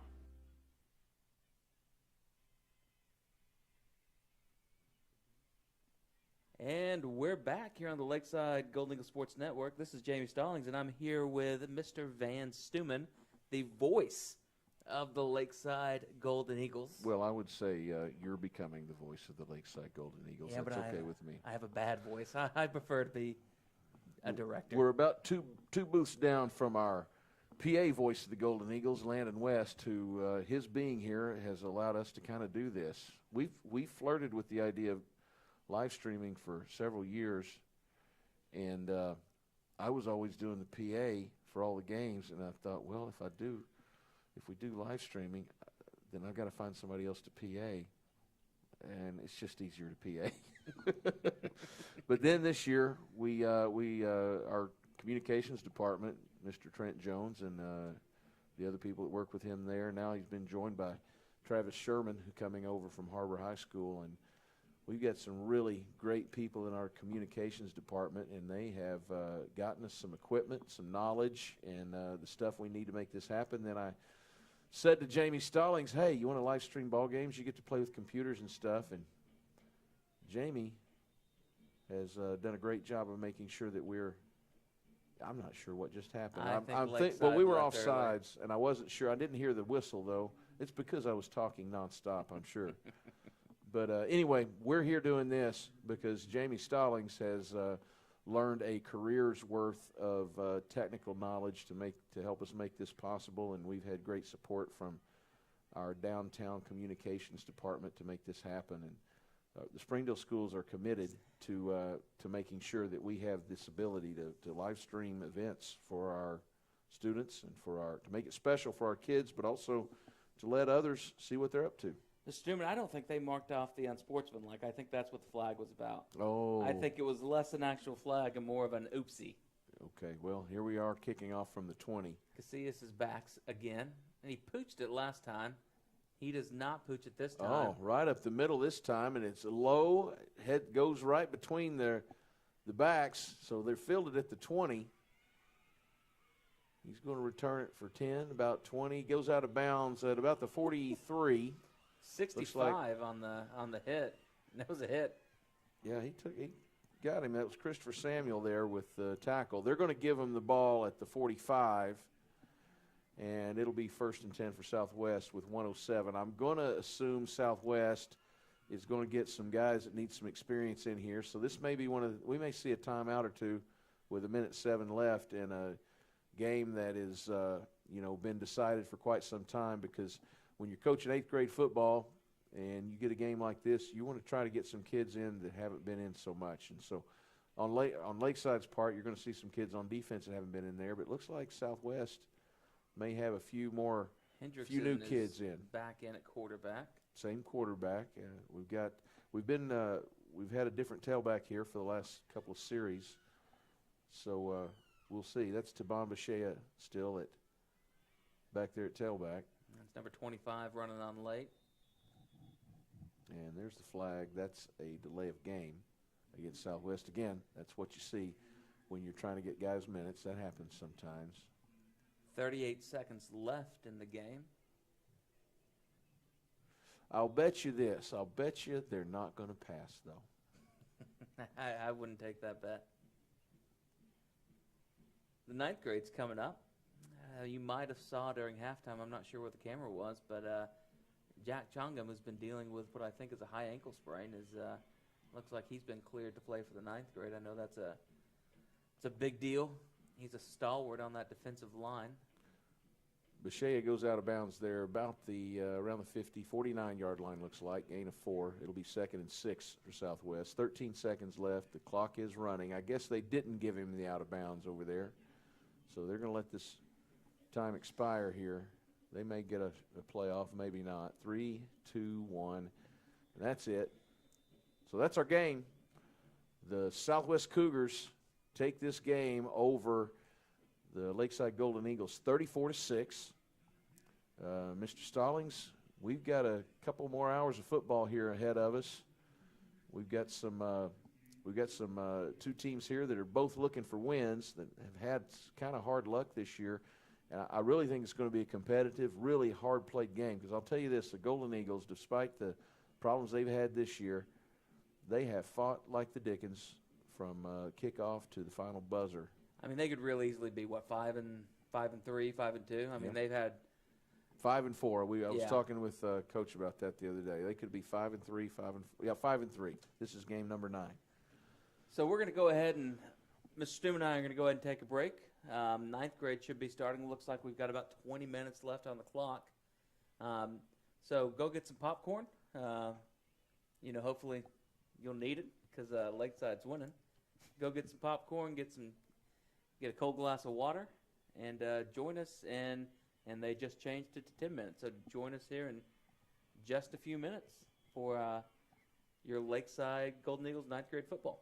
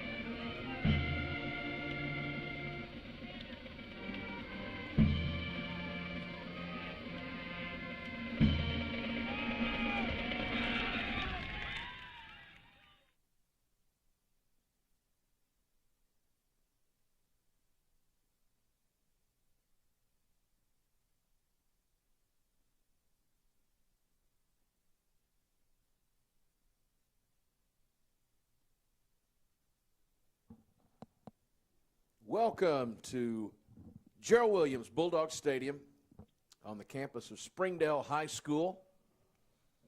We're here for tonight's Northwest Arkansas Athletic Conference action between crosstown rivals, the Southwest Cougars and Lakeside Golden Eagles.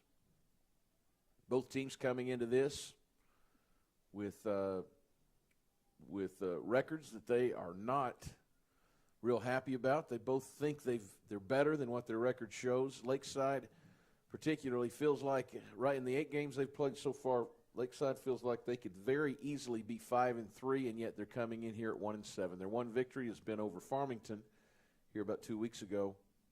But they've also played some games. They played a really, really great game last week against the Central Warriors over at HAR-BER High School. And it was a game that Lakeside was in until the very end.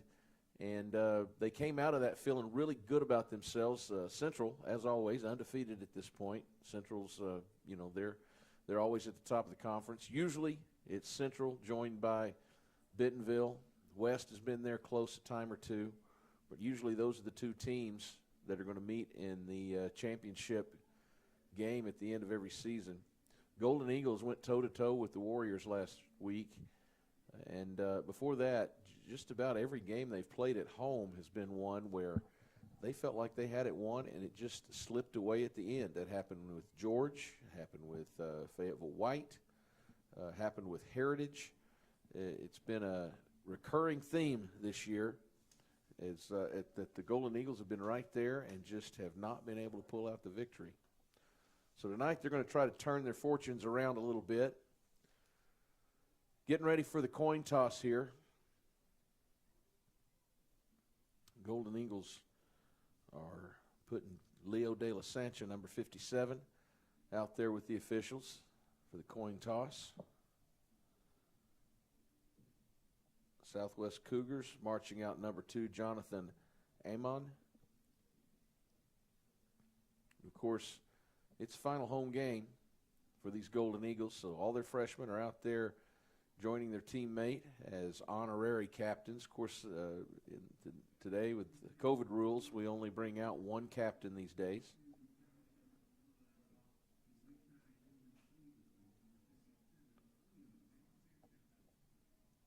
Officials are discussing the finer points of a coin toss.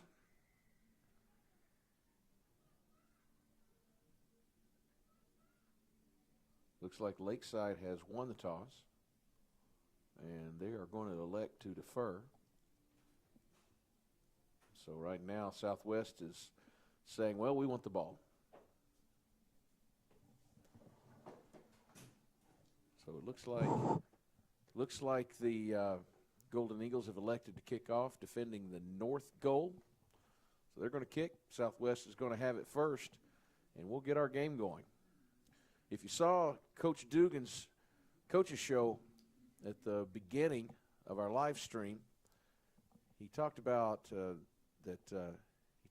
Southwest having an outstanding running back, and their number one job today defensively is to stop him. So it looks like they're going to give themselves a chance to do that as we open the game. Jamie Stallings is joining me here. I'm Van Stuman. We both work at Lakeside Junior High. I teach drama and theater and TV production, a little bit of everything. Communication. Mr. Stallings teaches computer coding and East, and he's taught a little bit of everything too over the years. A little bit of AP human geography, some history, some civics, Some economics. And he's got a master's in library science. So what do you do? He's a learned man, a man of letters. Got a very long teacher's license. Doesn't do a lot of good, but there's a lot of it. Well, I've been in it. I've got one too, but it's because I've been in it for so long. I'm certified in some things that don't exist anymore. Some of the disciplines I used to teach are gone now. Well, Javen Polite, the largest man on the field, is going to be lining up here to kick it off. He is just a big kid, isn't he? He's just a big dude. I mean, I think he's bigger than Coach Huff. He told me the other day that he was 6 foot tall, and if he's 6 foot tall, then so am I. He is every bit of 6'3", 6'4". No, if he's 6 foot tall, then you're about 4 foot 2. Okay, that's fair. So, Southwest got a couple of dudes back there. Looks like they've got number 25 back, and that's Jesus Nolasco.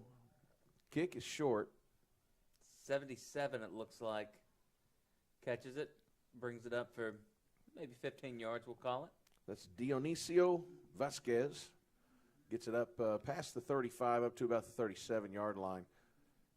You know, I look at some of these kickoffs and where they kick them to and where they return them to, and I think, well, maybe we should have just kicked it out of bounds.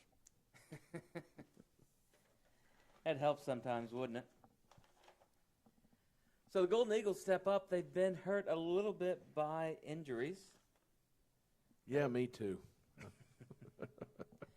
Javen's out there. I know big Jack Chongum, number 59, is not out there right now. He had a high ankle sprain last game.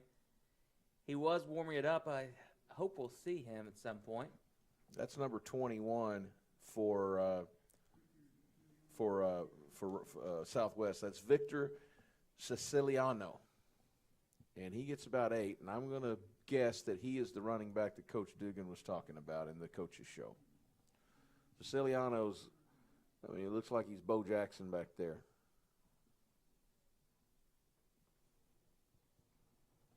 He's going to get it again right up the middle. Yeah, and he's going to get some yards again. He's all right, isn't he? He's brought down by Latchkit Kanagaki, whose name we're going to hear a lot tonight. Jesse Eredrick coming in, finishing off the tackle. Well, the ball is spotted at looks like at the Lakeside 47-yard line. 1st and 10 for Southwest, and they've had some good holes to run through. He hasn't had to be a great running back to get yards here on these first couple of plays. Lakeside's going to have to get some of those gaps covered. Lakeside does get a gap covered that time, but off the play action, Southwest throws it deep. Lodgkit made it into the backfield. Lodgkit is very straight line. He knocked the snot out of the fullback that stepped up to block him. Didn't make it to the quarterback. And who is playing quarterback for Southwest tonight? Well, that would be, I believe it's number 15. And if that's who DeMille that is. Sanchez? Yeah, I've had a hard time seeing his jersey number. He's been in profile the whole game. That looks like 12, Number 12. actually. And he Gavin Connor hands it off to Jesus Nolasco, and he gets right about to the line of scrimmage. Francie Heron there with the tackle. It's 3rd and 10 for Southwest.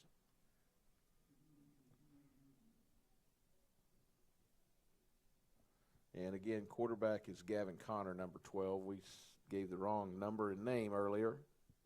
I did, actually. So he's going to throw it. He's got it complete. That's number 5, Joash Shikiko. Javen Polite on the tackle, and great play by Javen. Javen stood up the blocker, watched for the screen, was able to make a great play on that little underneath pass. And there's no gain there. It's back at the original line of scrimmage at the 47. So it's 4th and 10 for Southwest, and it looks like they're getting ready to kick. They got Jesus Nolasco back deep. Looks like he'll be the punter. And Golden Eagles probably, that's Jesse Erectric back there, number 4, and it is. Jesse's probably going to let that roll, and it takes a good Cougar roll down to about the 21. Looks like it's going to finally roll to a stop there. So with 5:13 left, we have no score, and the Golden Eagles are going to get the ball for the first time tonight. We'll be right back in just a moment on the Golden Eagle Sports Network. Arkansans appreciate community. We work and raise families, care for our neighbors, and come together in good times and bad. At First Security, that local strength is what we love best about our home state. There is commitment here, and heart, and hope. Thank you to everyone who is standing together, learning from one another, and making Arkansas a place we all love to call home. We're proud to be your community bank. And we're back, and sorry we missed that That was our fault.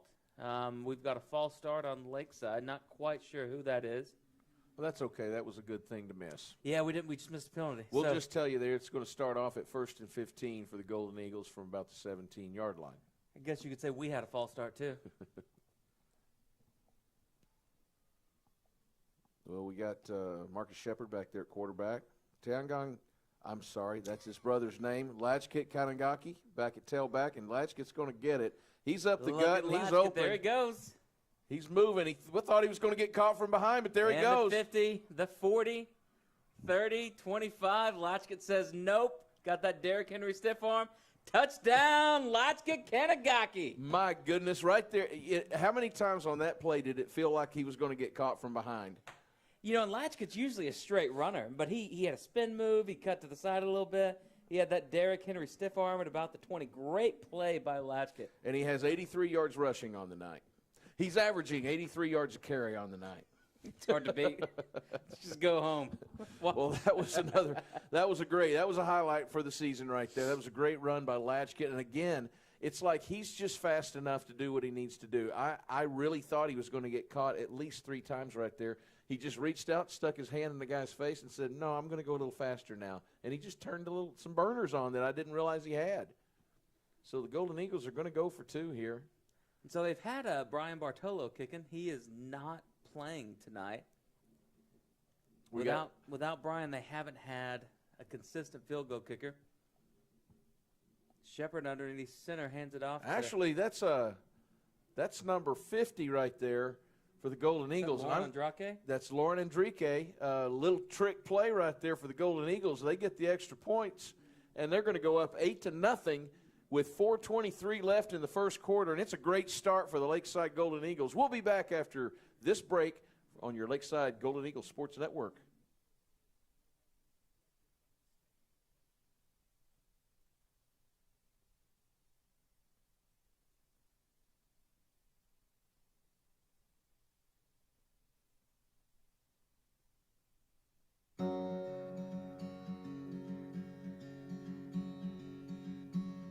Hometown.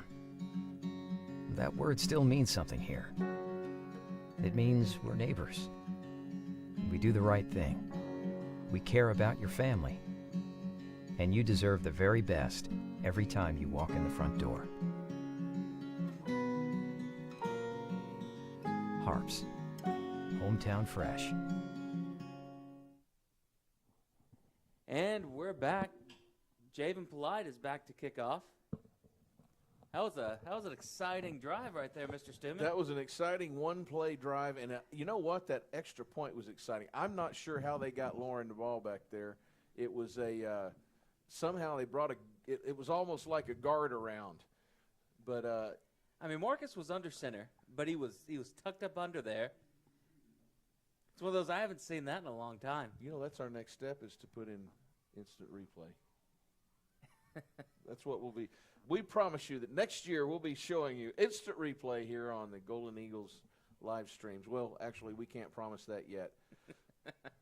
But I know some schools do it. We'll figure it out. We're in our first year of doing this year, and we're awfully proud of our kids who've joined us here and have allowed us to, the two of us, to do some talking. The kids are doing all the hard work. Javen with a pretty good kick. Bounces at the 18. They bring him down at, we're going to call it the 33. Yeah, John B. learned how to direct in about 10 minutes. He's doing commercials, doing scoreboard, doing a little bit of everything. It took me 3 weeks to learn how to do that. I was going to say, it took you more than 10 minutes. That was, by the way, that was Jesus Nolasco with the return for Southwest, and he gets up to about the 27. Looks like they got it spotted right between the 27 and 28, 1st and 10 for the Cougars. Yeah, how often did we come up here in 3 hours before the game and make 12 phone calls and call in the experts and before we got everything working right? And that's big number 21 again, Victor Siciliano. Gain of about 2 yards. Lakeside's doing a pretty good job of bottling him up so far tonight, knock on wood. Well, they had some nice holes on their first drive there, the first couple of carries. And Coach Huff's kind of dialed up whatever it takes to get us in the right gaps. We've also got some good guys down there playing on the line. 67 down there is Joshua Salazar. And there's that was some pretty good speed by. That's Sammy Hosea coming out of nowhere, bringing down the quarterback. It looks like a speeding missile, man. Well, Gavin Connor is down at about, looks like he's at the 27-yard line. Lost about a yard on that play. And I'll tell you, that Sammy just came out of nowhere. And that's one Coach was really talking about how proud he was of Sammy. Sammy's a guy who ought to be playing outside linebacker, but we need him inside. And, boy, he was making that play. There's Siciliano. No, fake to Siciliano. They're going over the middle, and they've got, I guess that's a tight end. That's number 13, and he's a load to bring down. We are having trouble with him. That is Joe Facio. Nice play there. Nice pitch and catch, and a great play called up there by Coach Edmondson, or whoever calls the plays for Southwest. I'm assuming that's who it is. They're at the 23-yard line. It's 1st and 10 for Southwest with a big, big gain. Quarterback, he paid for that shot. That was quarterback's number 12, Gavin Connor. Lodgkett unloaded on him as he was releasing the ball, and he stayed down for a second. He hopped back up. But Lodgkett likes to hit. That was another thing Coach Dugan said, is that Lodgkett likes to hit. He likes the physical contact of football. And they got to dial him back in practice so he doesn't hurt everybody. There's Siciliano. He manages to find an opening outside. He breaks the tackles, and he's going to score. And that was all him. I think our defensive line did a pretty good job of stopping the holes. We gave up contain on our left, but that was all Siciliano. Just bounced it outside. Good read, good speed on the outside to go ahead and score. That makes the score 8-6. We're going to see if Southwest is going to go for 2 or kick the field goal. Looks like they've got the same guys out there. Looks like they're going to go for the 2. They are going for 2. Connor back there, quarterback. Siciliano back there with him. And they're going to throw. And they find a man. He's open, but they throw it a little wide. So Golden Eagles are going to hold on to the lead here, 8-6, with 1:57 left in the first quarter. We'll be right back on the Golden Eagles Sports Network. The Springdale Chamber of Commerce is among the top 1% of chambers in the nation to be honored with a 5-star rating by the U.S. Chamber of Commerce. We work each day to make our members more profitable through programming and events that strengthen our economy, help to create jobs for a growing population, and support the needs of a diverse community. We make Springdale a better place to live. Learn more about the Chamber and Springdale by visiting our website, springdale.com. And we're back here on the Lakeside Golden Eagles Sports Network. Score is 8-6 in favor of the Lakeside Golden Eagles. But you go ahead. yeah, that was a good drive by the Cougars. Yeah, they had the big pass play was the killer. I mean, Joe Facio looked like he was number 73, not 13. That was a big boy. You know, you see Blake Kern get those catches, and you think that's a big old dude rumbling around there out there in the field. Nolasco kicks it off. It's high. Pretty good kick. About to the 15-yard line. And looks like that's number 2. when that's Hermios. Quentin Hermios. Boy, Q. Quentin Hermios is going to the house, ladies and gentlemen. He's at the 10. He's at the 5. He gets across the line. Lakeside answers with a 85-yard return. Yeah. What a play. And we have not seen one of those this year. And do you know what else we don't see? We don't see any flags on that, Mr. Stuman. That's true. If we have seen good ones, we usually see a flag down. That's a great job there. So Hermios, he caught the ball. He caught the ball there, headed into the middle, and he just zigzagged, and he was barely touched. Score is 14-6, and Lakeside is going for 2. 14-6. Lakeside's going for 2. Mr. Stuman, we still got 1 minute and 38 seconds left in the first quarter. We're never going to get home tonight, are we? No, we're not, but that's okay. That's okay. When a game like this, it's okay to stay. Well, it's always good to play another one of the Springdale teams and, of course, to have a touchdown lead. On to beat one of the Springdale teams. And that right there, a little swing play. To Day Fonenfay. And Dax, it is. You know his name's actually Daxton. Did you know that? I didn't. Yeah, they call him Day Day. Day Day's more fun. And Day Day Pomping D gets into the end zone, and the extra point attempt is good. The Lakeside Golden Eagles take a 10-point lead, 16-6 over Southwest, and we'll be back after this break on the Golden Eagles Sports Network.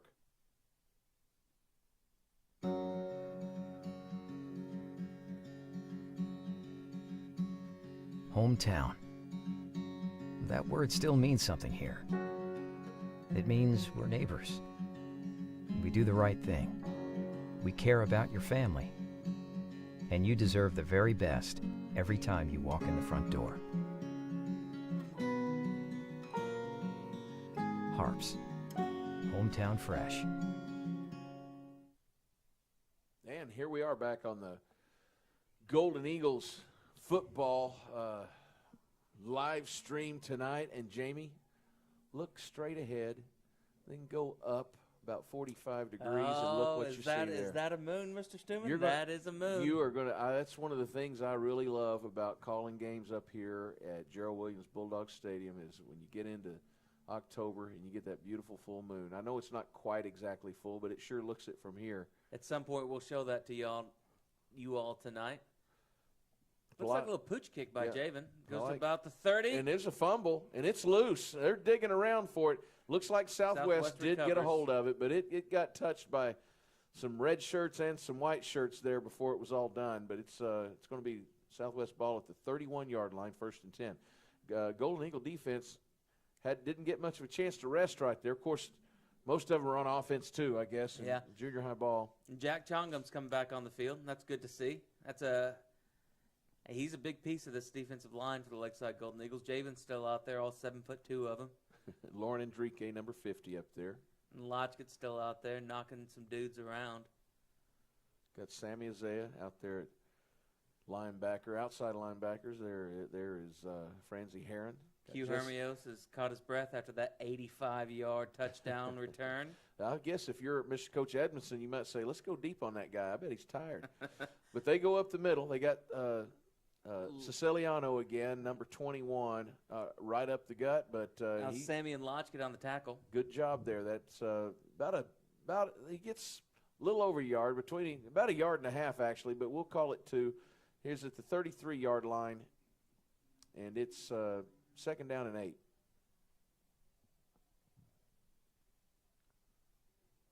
Gavin Connor back there at quarterback, and he's going to drop back to throw, and he's going long, but nobody's there. Looks like he was trying to. That was a miscommunication, not a pass interference call. Well, number 17 was going out there. That's Luis Zamorano for Southwest. Looked like they were kind of bumping into each other, but there was he was nowhere near where that ball was thrown, but the official decided, I guess, that his progress was a bit impeded by the Golden Eagle defenders. So that's a 15-yard penalty. It's going to put it up at looks like the 48-yard line of Southwest. 1st and 10 for the Cougars. Well, Jamie, I thought we just defended it well, and he threw it in a bad spot, but apparently there might have been a little shenanigans keeping him from getting there. What do we know? We're not officials. Well, no, and that's a good thing. Siciliano gets it up to the 50, brought down there by Lauren Enrique. Gain of 2, 2nd down and 8 for Southwest. I like it when they're right here in front of us. I can see the numbers better. All right, Jack Chongum subbing out for number 57, Leo de la Sancha. He's limping around on that ankle a little bit. And it looks like Southwest is going to go ahead and let the quarter end. So we're going to take a timeout with them, and we'll be back. Score is 16-6. We'll be right back here on the Lakeside Golden Eagle Sports Network. Arkansans appreciate community. We work and raise families, care for our neighbors, and come together in good times and bad. At First Security, that local strength is what we love best about our home state. There is commitment here, and heart, and hope. Thank you to everyone who is standing together, learning from one another, and making Arkansas a place we all love to call home. We're proud to be your community bank. And we're back here on the Lakeside Golden Eagle Sports Network. Guys are switching sides of the field, but they're only moving maybe a yard. They went from the... That's a lot of work. I used to hate when you'd be all the way down at one end and you'd be tired and have to run 100 yards to the other side and have the coaches yell at you during the timeout. Yep, they just literally moved the ball the length of a ball. The front end of the ball is touching the 50-yard line. They just flipped it over to the other side of the 50. They did have to move it to the other side of the field, I guess, but Southwest is going to have it here at 2nd down and 8 as they try to get caught back up here. We've had some offensive fireworks in the first quarter. I mean, both teams have been thriving on the big play, and this is another one. Looks like about an 11-yard run. Siciliano gets up to the 40, so it is just right about 10 or 11. It is definitely enough for a first down. The good blocking right there by Southwest, but Siciliano had he was going through several arm tackles. He was making them work to get him down. This might be one of those games where it's going to matter whoever has the ball left. The big thing is Lakeside's already built up a little bit of an advantage by making both of their extra points. Yep, that's been a big one. That's going to be a big one. Now, that's number 24 carrying it right there. And he fumbles. And he fumbles right into Lotchkit's hands. Lotchkit's just got the quarterback to beat, who decides that hitting his legs is the better part of valor. That was Eduardo Rodriguez with the carry. Now, they're going to call that a fumble and a return. I'm not so sure that the ground didn't cause that. Eduardo Rodriguez, number 24, is down at the 41 as the trainers come out to check on him. So we're going to have an injury timeout. And with that injury timeout, we're going to go ahead and take a break with them. We'll be right back here on the Lakeside Golden Eagles Sports Network. Climax at NWA, it's just an easy, customer-centered experience. Right now is probably the easiest time that I've ever seen to achieve financing for people on maybe even a more expensive vehicle or more accommodating vehicle for their family. I've got the best inventory, I would say, in the state, and my people are not only experienced in the car business, but they're experienced in the people business. Whether you just check us out online or you check us out in person, we want you to visit us. Climax NWA and climaxnwa.com. We're back at Gerald Williams Bulldog Stadium. Golden Eagles leading 16-6, 7:09 left in the first half, and Lashkit Kanangaki just picked up a fumble and returned it about 40 yards up to the 26-yard line of Southwest. So the Golden Eagles take over 1st and 10 right here. Marcus Shepard is in at quarterback. Jesse Eredrick is in the backfield. Shepard is back to pass, and he has a wide open. I think he caught that. That's Kamani Sparks. Ball was thrown a little bit short, and he came back for it. It looks like he kind of dove for it, went down, rolled over, and came up with it. But I'm guessing it bobbled around and touched the ground a little bit there. That was, oh boy, I bet Marcus is kicking himself that he didn't put about 3 more feet on that one. Yeah, it was painful for me if you couldn't tell by my squealing. Well, that was painful for me, your squealing. So Shepard again, it's 2nd and 10. Golden Eagles trying to sneak one right there. Golden Eagles also have that, they do that hard count. They'll get the defense flinching every now and then they kind of change the play, and that's what they're doing right now. Shepard gives it to Jesse. No, actually, well, he did give it to Jesse, but there is a whistle. I'm not sure what the whistle is. Illegal procedure. So that's going to bring it. I didn't see what the false start was. Did you? I didn't either. I did notice that big number 57, Leo De La Sanchez, in that up back position playing fullback. You know what I think happened is that he may not have been set before we got the snap count off. So the ball's at the 31-yard line. It's 2nd and 15 now for the Golden Eagles. 6:56 left in the half. Jesse is still in at running back. That looked like it was going to be a big play right there. That looks funky too, although I don't see a flag down. Jesse's going to keep it up the middle. He's going to get about 3 yards up to the 29. Yeah, Leo's not getting set. They got to be careful with that. So that's going to make it. It's going to make it 3rd and about 13 for the Golden Eagles. Man, they after that turnover, that fumble, and long return, you felt like you had some momentum, and you have that pass, a sure touchdown right there, and it's just a little off. And that's kind of changed the momentum here a little bit. And that's going to change the momentum too. Although Shepard, except it doesn't, because Marcus makes it out. And we're in 4-down territory right now. That's a late hit out of bounds that doesn't get called. Marcus still makes it to the 20. Yep, he gets within. He's going to make it 4th down and about 4. So, oh my goodness, right there. He goes back, and he was wrapped up. I mean, he was dead to rights back there with about a 10-yard loss. And they bring in the hammer. Here comes Lotchkett. Well, 4th down and 4. 6:08 left in the half. Golden Eagles definitely in 4-down territory. Is Lotchkett, does he do it all, I guess? Because Well, he's kicking is what it looks like. Well, of course he does. Now, we could get him to help the girls carry the cameras off this bus. He's Nice. not kicking. That was tricky, Coach. There's Marcus keeps it, and he gets it. They're going to give that to him. Marcus makes it to about the 15. Yeah, he gets it by a good yard there up to the 15. Nice job there. They Feels fake the good read handoff. option. They run that. And I'm not sure if that's something that Marcus is reading or if they're told what to do. But he rode that thing in Latchkett's belly right there and then pulled it and kept himself right up the middle. And he had a nice gap. Goes for about 6 yards. 1st and 10. We're in binocular territory now, Mr. Stallings. I've still got my good young eyes. Yeah, well, lucky you. All right, Marcus keeps it. I'm not sure if he was supposed to keep it, but it doesn't matter because Well, you know what? Marcus you know, Shepard scores. How about that? I think he definitely that was a definitely that's a new play. We haven't seen that.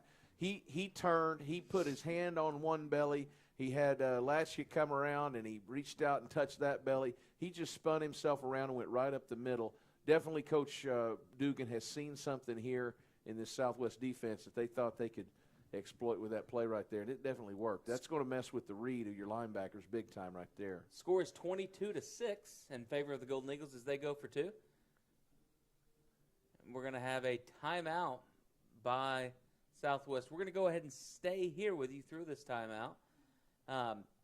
Mr. Tillman, the Golden Eagles are playing as well as we've seen them this season. Well, the offense has been unstoppable so far. I mean, it just has been, and it doesn't hurt that you return a kickoff for a touchdown.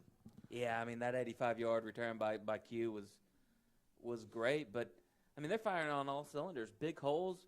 Marcus has thrown the ball better than he has all year. He's done more with his legs than he has all year. Oh, that's been his one of the things Coach Dugan talked about in the coaches show was that you see Marcus, he's kind of a tall, slender guy. He's not a bad passer, and he's a really good game manager too. But the guy can run the ball, and he's really good with his feet, and he breaks tackles. Who was that at Arkansas? About 2001, the last times they beat LSU. Oh, you're thinking of the great Matt Jones.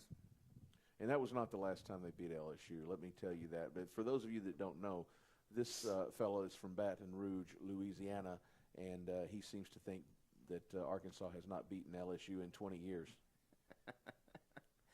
It's been a few less than 20. Well, it's been a few. Bielema shut him out, as I recall, for his second conference victory.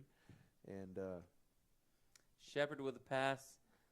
That one was intended for – it was intended for number – is that 4? I can't tell what that number is because I thought it was 7, but we don't have a 7, at least not on my roster. I think that's 3, and I think that's Tavon King. His uniform's kind of wrinkled up there. But we're going to go ahead and take a quick break with the Golden Eagles leading 22-6, 5:17 left to play in the half. You're listening to the Lakeside Golden Eagles Sports Network.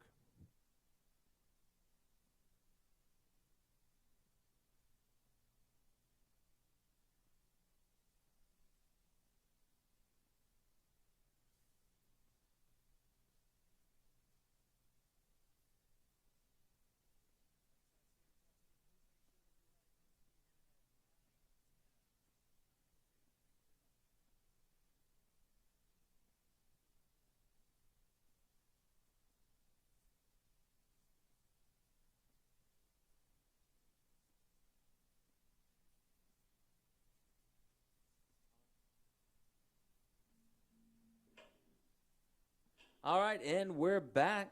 Score is 22-6, 5 minutes, 17 seconds left in the half. Javen Polite is back to kick off.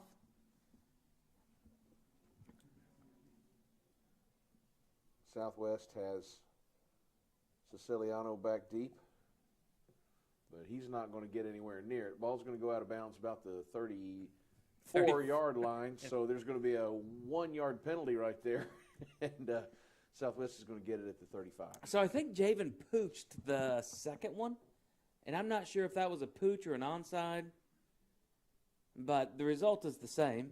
Ball goes out at the 34.5. Ball goes to the 35. Not a very costly penalty for the Golden Eagles. Well, actually, they're putting it at the 40. It at 40. Well, I'm not sure about that. How is that? I know that when the ball goes on the plus side of the 35, that they get it where it was. I'm not sure. I don't know. Is it a 5-yard penalty if you get past the 35? Do you get a 5-yard penalty? I don't know. Yeah, I don't know. There's a lot we don't know. That's not surprising. Well, Southwest is going to throw. He's got some time back there. Connor does. He gets caught. And that's number 40, Sammy Isaiah, and Kamani Sparks, number 1. Yeah, he kind of got caught up between them, didn't he? Making the play. Or is that Kamani? Yeah, number 1, Kamani Sparks. Kamani. Gains about 2 yards right there. It'll be 2nd and 8. He had a lot of time. The pass rush wasn't really getting after it. Good job by the secondary there. Make him have to tuck and run. There's Siciliano up the gut. There's nothing there. I mean, there is nothing there except a bunch of red shirts. And they're all over the place. Javen's in on that. 52, Tywin Keju. No, I'm sorry. Jarmaluk Kabua. Jammerlock Kabua. Yeah, 52. And then A couple other Golden Eagles in there. there were several of them. I mean, and they moved that pile. Once he hit that, he started going backwards. So great job by the defensive line right there. 3rd and 7. Third down's a big thing. We've given up some big third down plays. We got trips out on the left. Well, we're going to give him part of the way up to the first down there. Looks like Javen and Jarmaluk jumped on that one. So it's going to make it 3rd and 2. And Mr. Stuman, I bet you good money that we're going to see that handed off to number 21, Victor Siciliano. What do you think? Well, if I had to put a wager on that, that's what I'd say. But you just never know. Of course, he's not in there right now. So maybe I will take you on that. Number 20. Jesus Nolasco is in there right now. We'll see what they do. Still have trips out to the left. They may feel like they've got 2 plays to get this, too. They're near midfield. They're going to take a timeout. Southwest takes a timeout, which is good. And we're going to go ahead and go to commercial. And we'll be right back here on the Lakeside Golden Eagle Sports Network.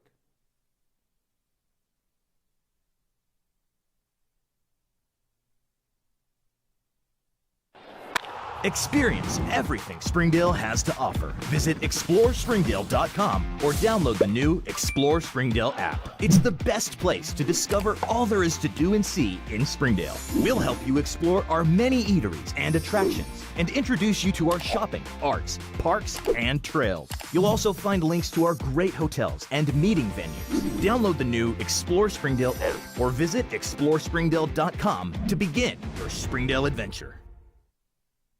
And we're back here on the Lakeside Golden Eagle Sports Network. Ball is on the Cougar 48. 3rd down and 2 to go. Lakeside leads at 22-6 with about 3.5 minutes left in the first half. I think if I were Coach Edmondson, the first thing I'd do is give us a hard count. Yeah, get him to jump again. We jumped both times. We got saved by the timeout, that second one, I think. They don't. Javen, what happened? There's a definite whistle. There's a flag over there on the far side, so I'm guessing that's an offensive penalty, which and he's marking it off. We'll take that false start. We'll put it right back where it was a while ago. Let's go back in time about a minute and a half, Mr. Stallings. That'll put us at 3rd down and 7 again. 3:29 left in the half. And so let's see how that changes Southwest plan. They were going to throw right there. They were dropped back going for it. Looked like guard moved a little early that time. Yeah, Southwest had a guard pulling who looked like maybe they were trying to set up a little screen pass over here on this side. Yeah, number 77 is who the official was showing on that one. Looks like number 77, Dionisio Vasquez, leaving early. As a pulling guard, that's one of the hardest things to do. You're trying real hard not to show any difference in your three-point stance, or even if you're in a two-point, you're rocked back a little bit. You want to make sure you have that same pressure. But you know you're leaving early. You know you're moving back. We're sitting here at third and about 13. So Fakes Southwest the is jet. going for it again, and they were trying to run that set up screenplay there. Good job by Javen really rushing the quarterback. He just kind of dumps it right there, and it's incomplete. Lodgkit was there. Q was there. It was a great job by the defense. Yeah, great play by the defense. If that had been completed, there were tacklers right there. He might have gained a yard or two, but it's going to be 3rd and 13, 3rd and 12 as it is. So Southwest does bring on their punt team. Punters, is that number 25, Nolasco, I think it is? Yeah, he's also the kicker. Q's back there again. Remember, Q has brought one back 85 yards already. He's not going to get a chance on this one. Does take a Cougar bounce to about the Lakeside 30, down by number 5, Josh Shakiko. We're going to go ahead and stay here with you through this break. Our transitions on these plays have been pretty quick. Oh yeah. Well, nobody runs a huddle anymore. No, we're all about that. So all about that fast. Golden Eagles right there on the line. They'll call the play there. Shepard will give them a hard count, try to get them to jump, and then they'll look over here to Coach Dugan and decide what they want the play to be. Lodge gets in the backfield. Twins over here on the left. It's like Kamani and Tavon. And it's Lodgkit. He's not touched. I mean, there wasn't a soul touching him. He's going right up the middle.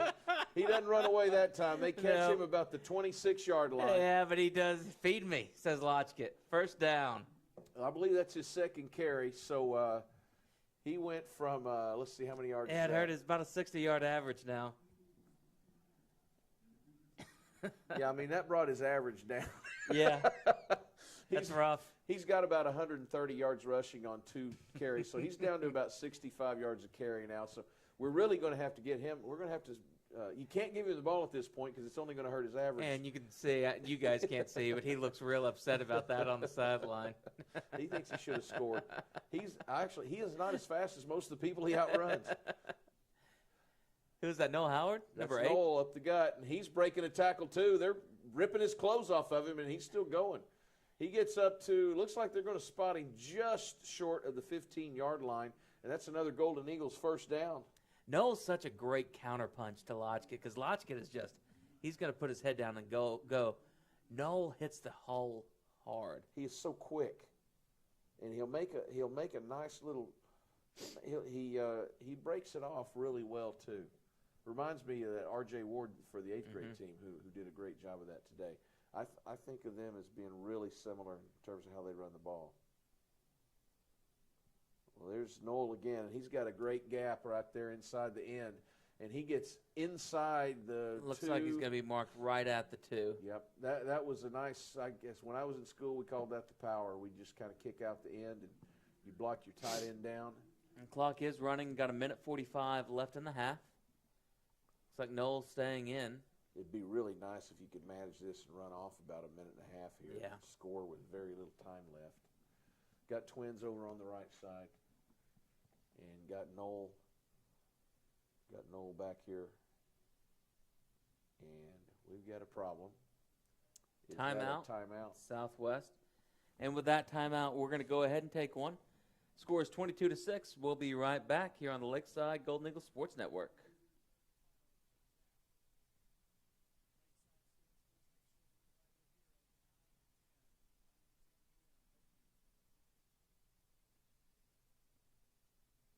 First Security is here. Only here. So that means we're here, here, and here. even here, and definitely here. Because here is where we want to be for you. First Security Bank, only in Arkansas. And we're back. Minute and 24 seconds left. Be sure to stick with us during halftime, and that includes our camera girls need to stick with us because we're going to be showing you the Lakeside Junior High dance team.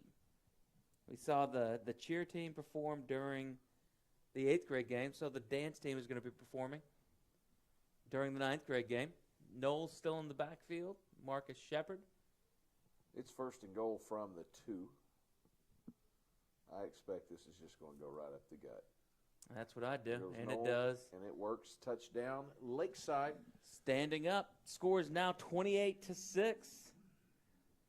Minute 20. It would have been nice to run some of that time off and not give Southwest a chance to come back and get a score before halftime and get a little momentum, because we have seen leads eat away. Now, we haven't had a lead like this, though. No, we have not. And we haven't. You know, this has been a pretty complete game so far. The offense has been unstoppable. Well, the defense they gave up that one long pass and then one more run after that. I mean, basically 2 plays resulted in that touchdown that Southwest got in their, I believe, their second possession. Lodge gets back in, and is that no Jesse? Jesse Radrick's behind. High snap. Marcus decides to keep it for himself, and he goes ahead to score. Great play by Marcus. That makes the score 30-6. Minute 20 left here in the first half. We're going to go ahead and stay with you through this break. So minute 20 left, and Mr. Stuman, the Golden Eagles have really, we were talking about the offense. They haven't been stopped. We just got those 2 plays on the defense. And they've bent a little bit, but they haven't broke. Other than those 2 plays, the defense have done a good job of stepping up when they need to. They've gotten some pretty good pressure. They've had some good secondary's done a pretty good job downfield. Yeah, there have been a few times the secondary, what do you call coverage sacks? Yeah. Although I don't know if we'd call them sacks. I think he got back to the line of scrimmage, but he definitely had some time to throw back there. And when we say he, we're talking about Gavin Connor, the Southwest quarterback. He had some time to throw several times, but he just couldn't find his man.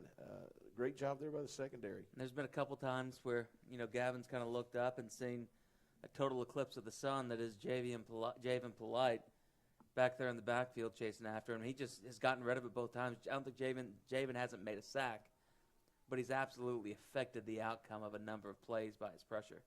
Well, I'll tell you, this team, if this game stays like it is, Golden Eagles win, they'll be 2-7 so far this year, with 1 game left coming up in about a week and a half. And these coaches will tell you they've never been more proud of a 2-7 team. Javen with a pretty good kick goes down to the 20, and that is picked up by number 21, Victor Siciliano. He gets about 7 on the return. He's going to be down inside the 30, looks about the 28. So Southwest's going to have it. 1:14 left in the half. 30-6, Golden Eagles lead it. What you don't want to see here is your defense think they got it. They relax.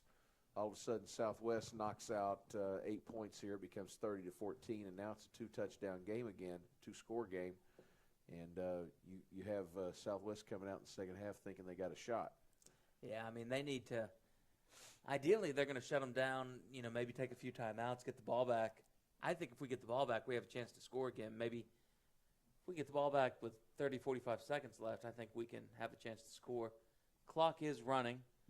We're going to be at about a minute once the ball's snapped. Low snap, Siciliano with it. Yeah, Siciliano was first kind of wrapped up by I've got to look it up. No, Kamani Sparks. I was looking for the name Sparks. I knew it was Sparks. We've had lots of Sparkses here over the years. And they've all been pretty talented. And every one of them has been good. The 3 that came before him have all been great junior high players and great high school players. Yeah, Davon had a great run in the HAR-BER game a couple weeks ago. Yeah, they put the scare into the Wildcats that night, didn't they? It was a heartbreaker for the Bulldogs. So here's second down and about 8. It looks Siciliano like trying to go. left early again, but he didn't get called for it. Siciliano tries to go wide. He finally he gets hit and falls forward for about 3 more yards. And nice job by him. He's a load. That's going to go ahead and run out the clock. And both sides are content to let that happen. 30-6, and stay with us because we're going to have the dance team perform.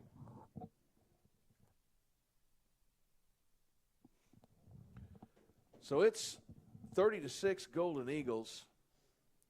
We got 10 minutes here at halftime. We're going to stay with you, though, to see the Lakeside Golden Girls. That's Lakeside's dance team. They're going to give you a performance here tonight. It's our final home game for for all of our squads here tonight. So they're going to get their chance to shine. Of course, we missed our pigskin preview this year, which is the time when the dance and cheer and everybody comes out. They get introduced, and it's a big celebration at the beginning of the season. And we had a horrible storm the night of our pigskin preview this year, and got basically it started and got canceled before anybody from Lakeside was able to get on the field. So tonight in our final home game, Golden Eagles are going to let those freshmen have their shot here to get their moment in the sun.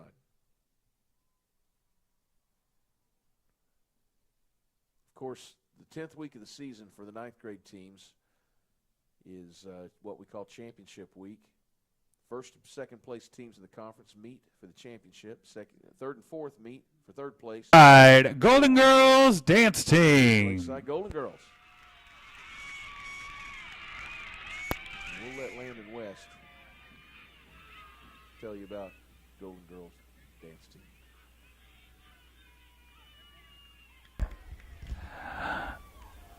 Our dancers include Jenna Reynolds, Arlette Naheda, Amy Rodriguez, Emma Skirvin, Isabella Paez, Delilah Biggs, Myra Cargill, Laura Capacho, Dixie Stevens, and Shady Alvarado.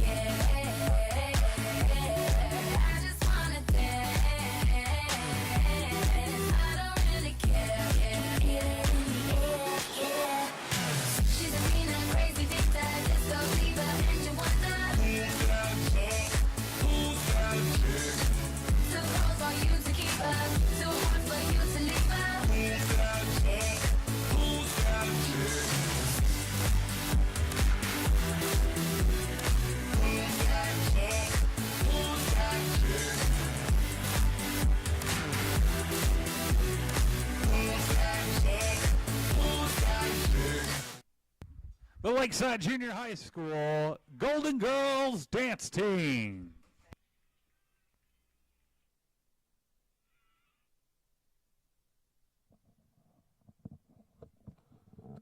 Well, there you have the Lakeside Golden Girls, our dance team, in their final football game performance of the year. As we were saying, the Golden Eagles are going to play here in a couple of weeks. The results of tonight's game are going to determine where we play and who we play. So it's possible we could be back here for another home game, and but it's also possible they are on the road, and we'll just have to find that out when all the results come in tonight. Otherwise, we'll be coming back here to you in our next live stream. We'll be coming to you from Hartzell Jones Gymnasium at Lakeside Junior High for some basketball action.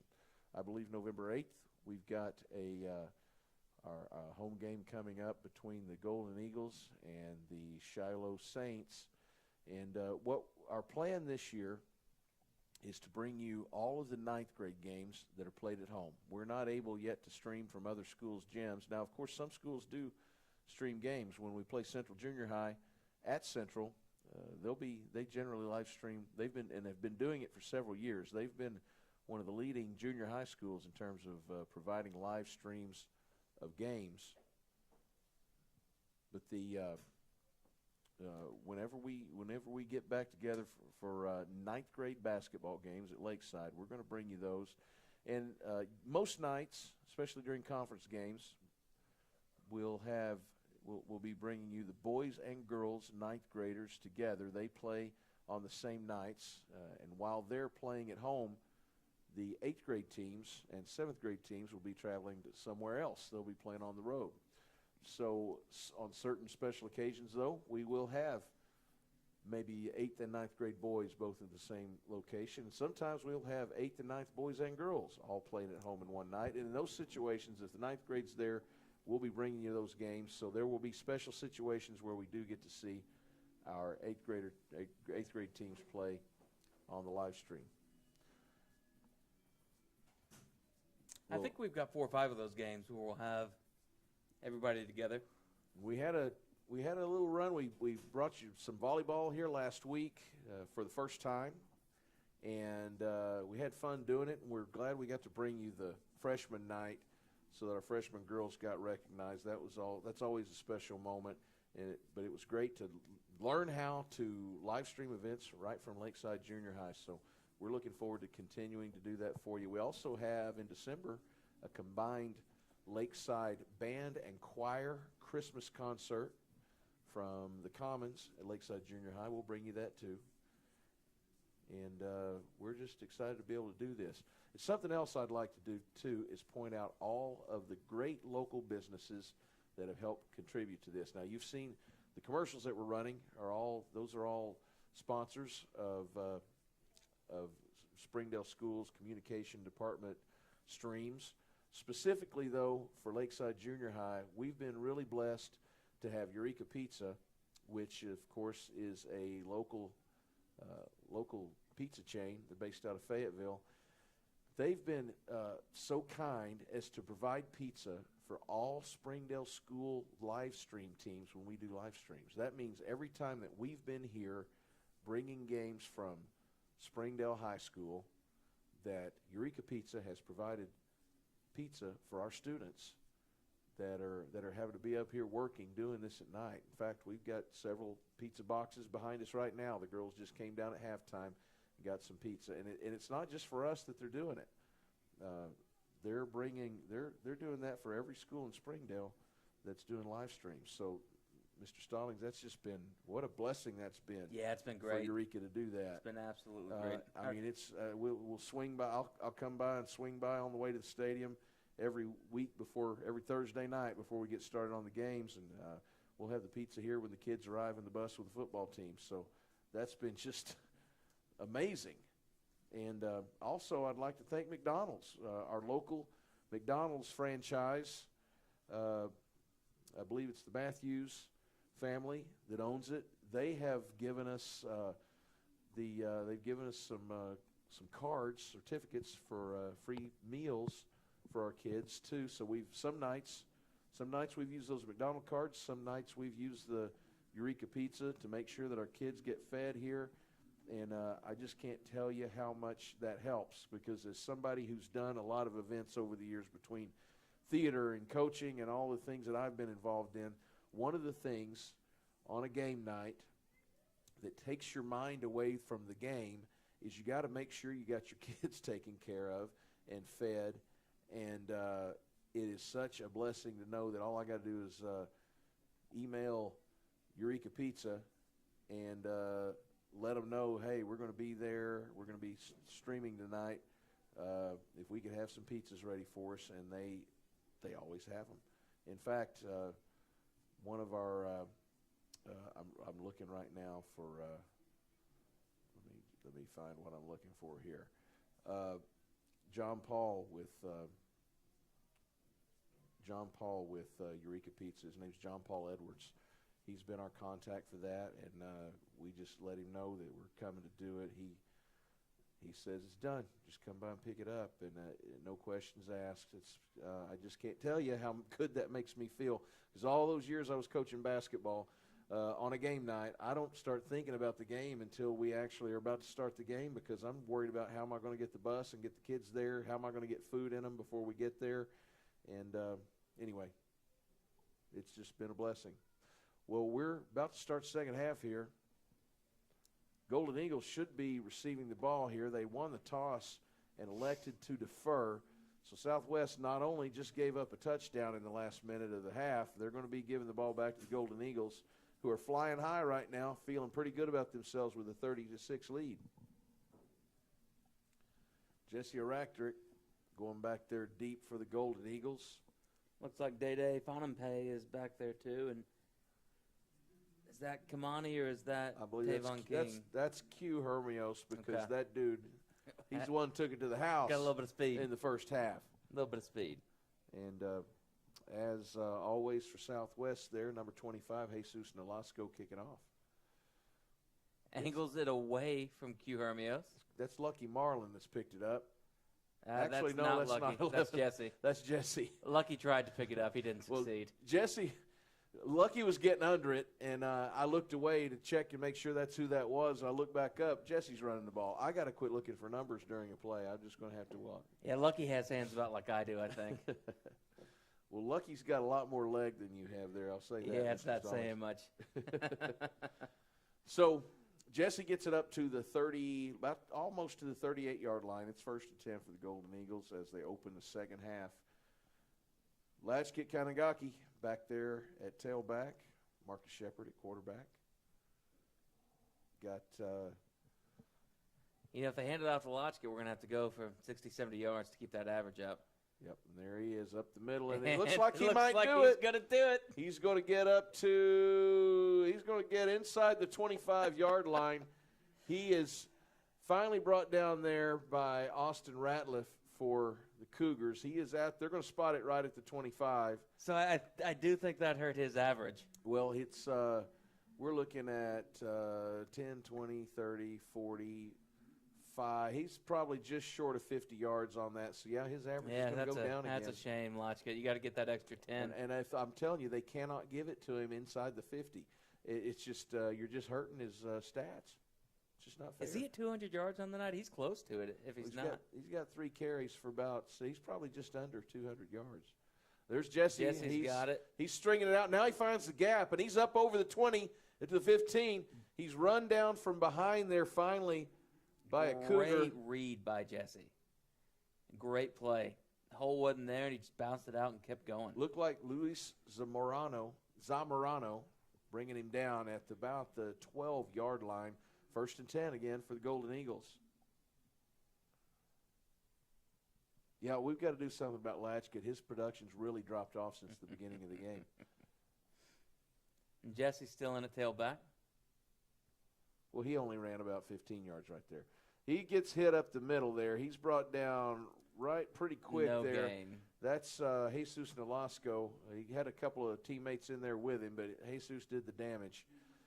Looks like he even might have lost a yard. Yeah, they did take a little bit away, didn't they? So we're on, call it 13 maybe? Yeah, looks like the 13. Looks like it's going to be second and about 11. And remember, Marcus has done a lot with his legs tonight, too, so I wouldn't be surprised.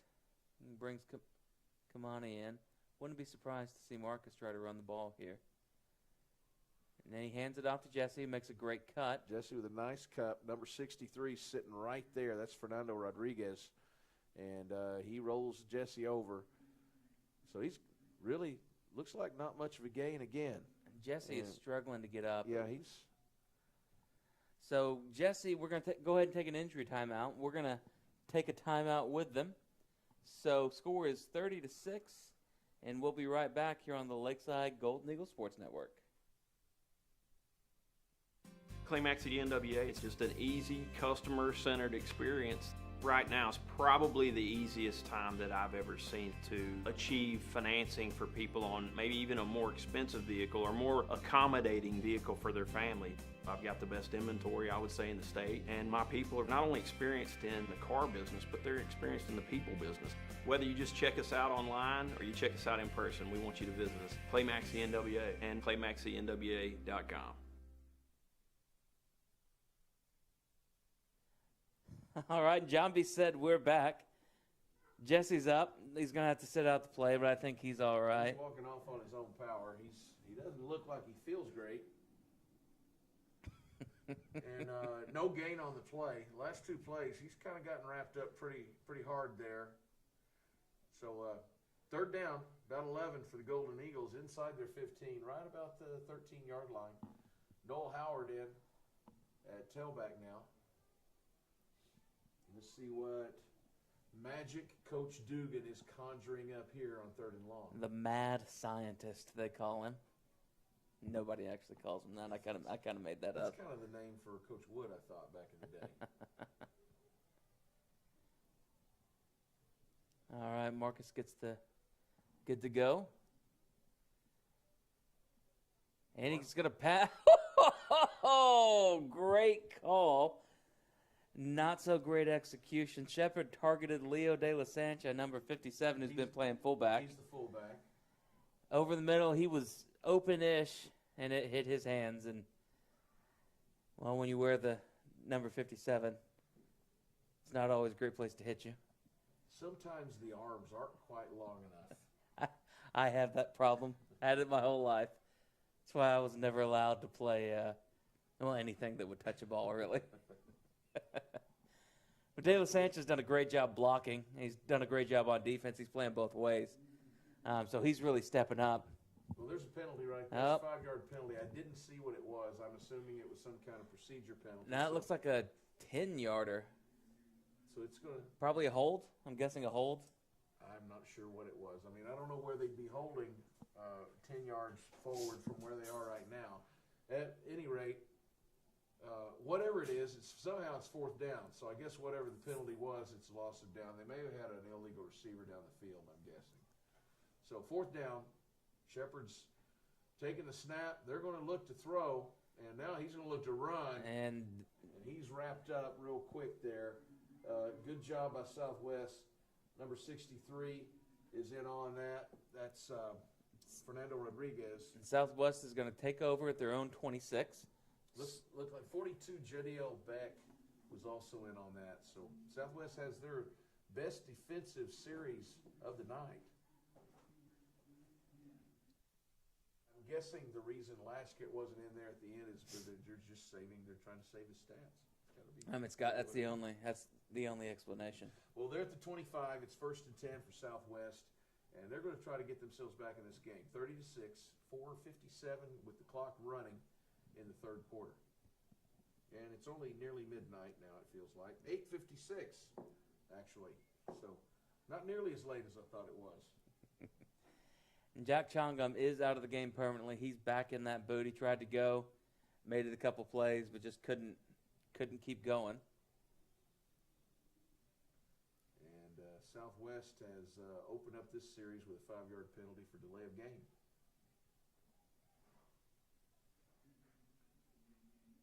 You get 25 seconds on between plays. Normally there's 40 seconds from the end of one play to the beginning of the next.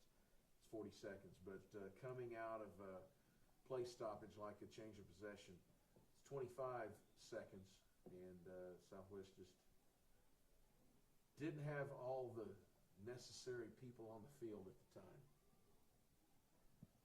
So it's going to be 1st and 15 for them from the 20.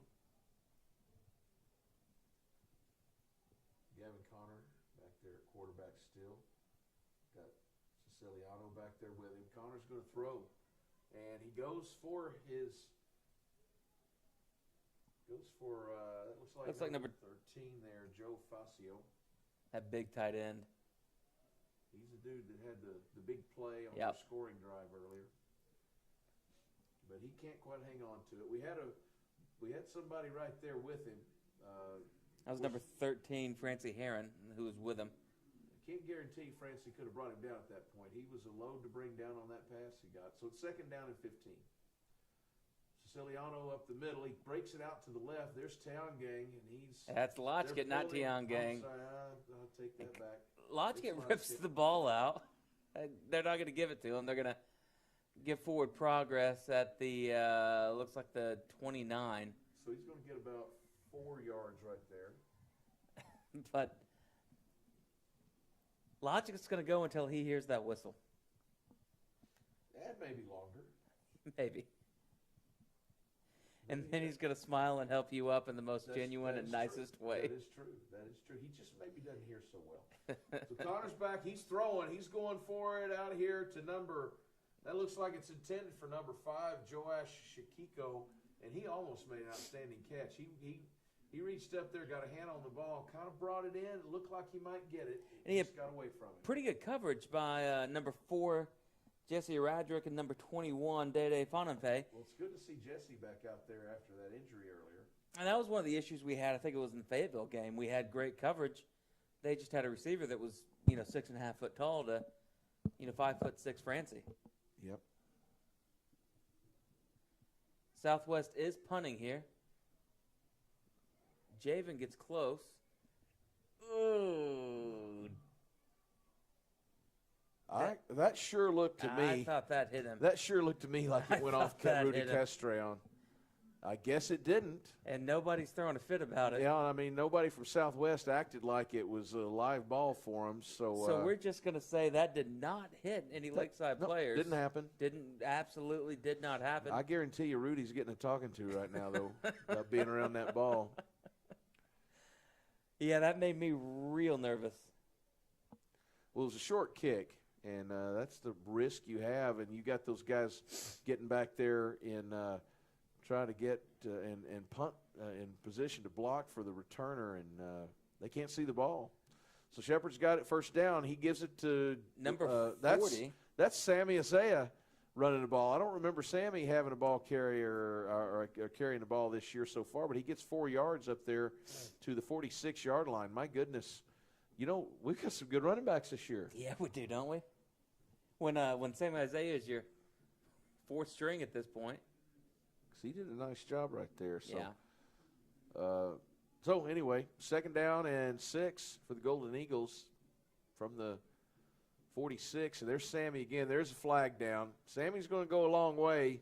He's going to get caught inside the 25, but I believe it's going to come back. For somebody that doesn't run a lot, I don't know if you noticed this, but Sammy switched hands on the ball to the outside as he crossed the 30. I mean, it's one of those things that's drilled into your head as a running back. Sammy did a great job. We're going to see what the foul is. It's on Lakeside, so it's coming back. Guessing an illegal formation or a hold. Illegal procedure. Yep.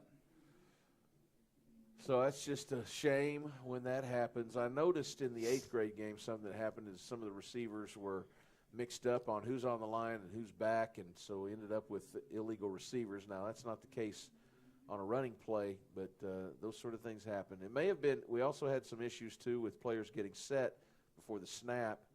At any rate, 5-yard penalty puts it back across the 50, back to the 49 of Lakeside, 2nd down and 12. And there's another flag. We like flags.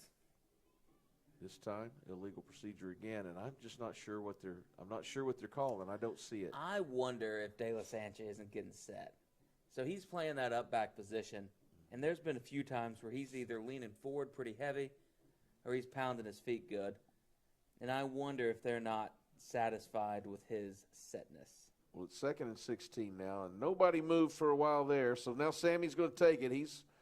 He has a nice gap to begin with, and he gets hit by some linebackers after about maybe a 2-yard gain up to the 46.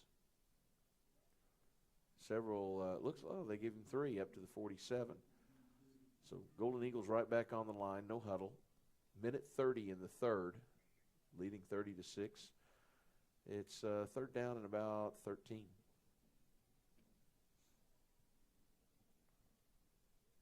Shepard going up there, changing the play. Still 12 seconds left on the play clock. And it's going to Sammy again. Sammy's going to take it off to the left, and he loses the ball. Yeah. And it looks like one the of ours Golden Eagles. recovers it. Looks like that's Sammy jumping on his own fumble. I don't know how he got there. He was going to the ground, lost it. It bounces behind him, and somehow he jumped up and got back on it before a Cougar could get to him. And now we got a Cougar that's down, not feeling too hot. And with that, we're going to go ahead and take a commercial break, and we will be right back here on the Lakeside Junior High Sports Network.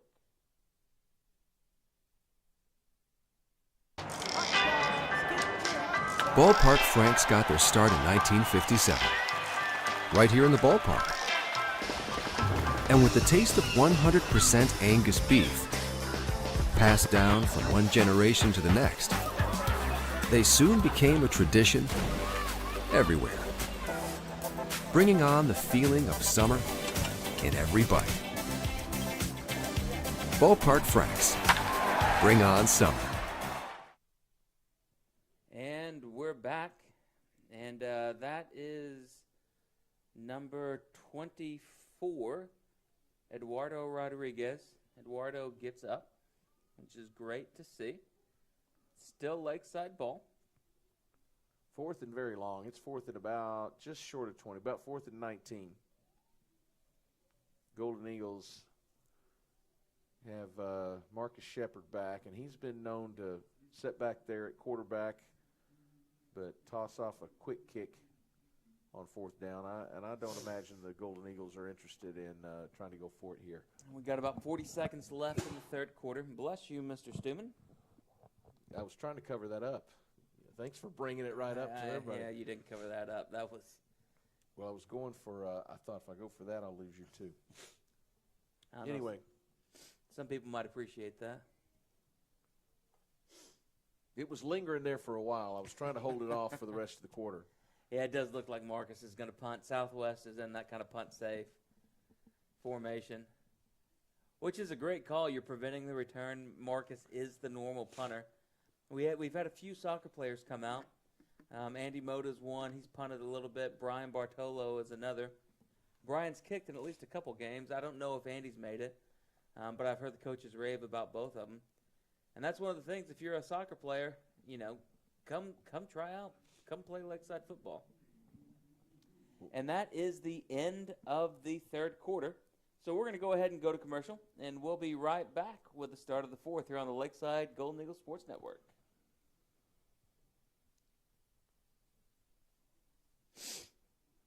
I'll sneeze some more.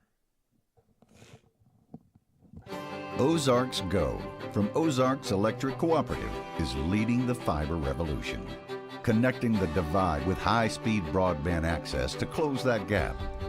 From cloud to cloud, post to post. From downtown to way out of town, to connect our customers to a world of blazing speed and access to absolutely everywhere. It's our customers connected and energized with Ozarks Go. And we're back here on the Lakeside Golden Eagle Sports Network. Golden Eagles lead 30-6 at the start of the fourth quarter. No score there in the third. Southwest is still in that punt-safe formation. Golden Eagles threatened a few times, but they've just kind of fallen short on some drives, had some penalties. Shepherd's going to punt it. Gets off a nice quick kick. Now let's see how the bounce goes. It bounces back and forth, and then it actually hits Tavon King. If he had been out of the way, we might have gotten another 5 yards out of that. I think it was Kamani. Kamani Sparks downs it on the 30. So it's 1st and 10 for Southwest as they try to get back here with 7:52 left to play, and they are down by 24. 3 touchdown, and they're down by 3 touchdown and 2-point conversions. That's a tall ask. It's not impossible, especially the way this season has gone for the Golden Eagles. But tonight feels different. The team looks different. I think the win we got against Farmington a couple weeks ago has really helped, and that is number 52 is running late onto the field and just decides to go hit somebody. And that is Jarmaluk Krabua. And, I know that feeling. Coach sends you out there. You can't find your helmet. And you just, as a lineman, your job, you just go hit somebody. Yeah, maybe you know that feeling. I never had that feeling. I don't know that I was ever on the sideline with my helmet rolling around. What, you want me to come in? That sounds like a Stallings thing to me. But 2nd and 10, that was a long, incomplete pass. All right, hand off to Aureliana, and he is tackled by a gaggle of Golden Eagles. Number 56, Douglas Hernandez-Diaz is in there. So we do have some of our second string in there, don't we? Yeah, Lodge gets out. De La Sanchez out. Carrion Edge is in at linebacker. We've also got Lucky Moreland's in there. The sun is not being blocked out, so Javen Polite is on the sideline somewhere. We got also number 32 out there, Gregory Battles. And they're throwing. They're going to try to get back in it here. And there's who's that number 4? That's Jesse Rattrick. Jesse's limping a little bit, but he was in position right there. Again, he's battled this. Oh, it's because his shoe fell off. Yeah, that'll cause you to limp. Well, and that was what's impressive about that is Shikoko's. Granted, we're up in the stands, but he's got a good 6 or 8 inches. Jesse's going to go back for the punt. And if I remember correctly, this is number 24, Eduardo Rodriguez, that's punting. Well, it's actually 25, Jesus Nolasco. Well, I was close. Eduardo was number 24, so. And it just looked to me, again, like Tavon touched the ball right there, but I guess nobody acted like it. But he's right there by it, and it looked like it bounced right off of him from here. But anyway, it's at the 40-yard line, and it's 1st and 10 for the Golden Eagles.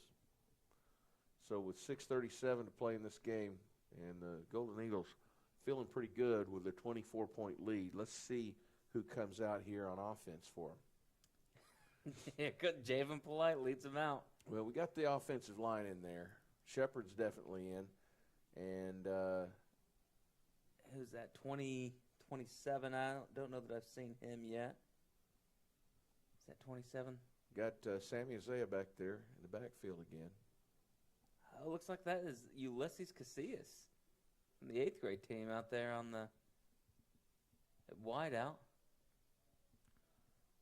Sammy runs into a wall. There's not much space for him right there.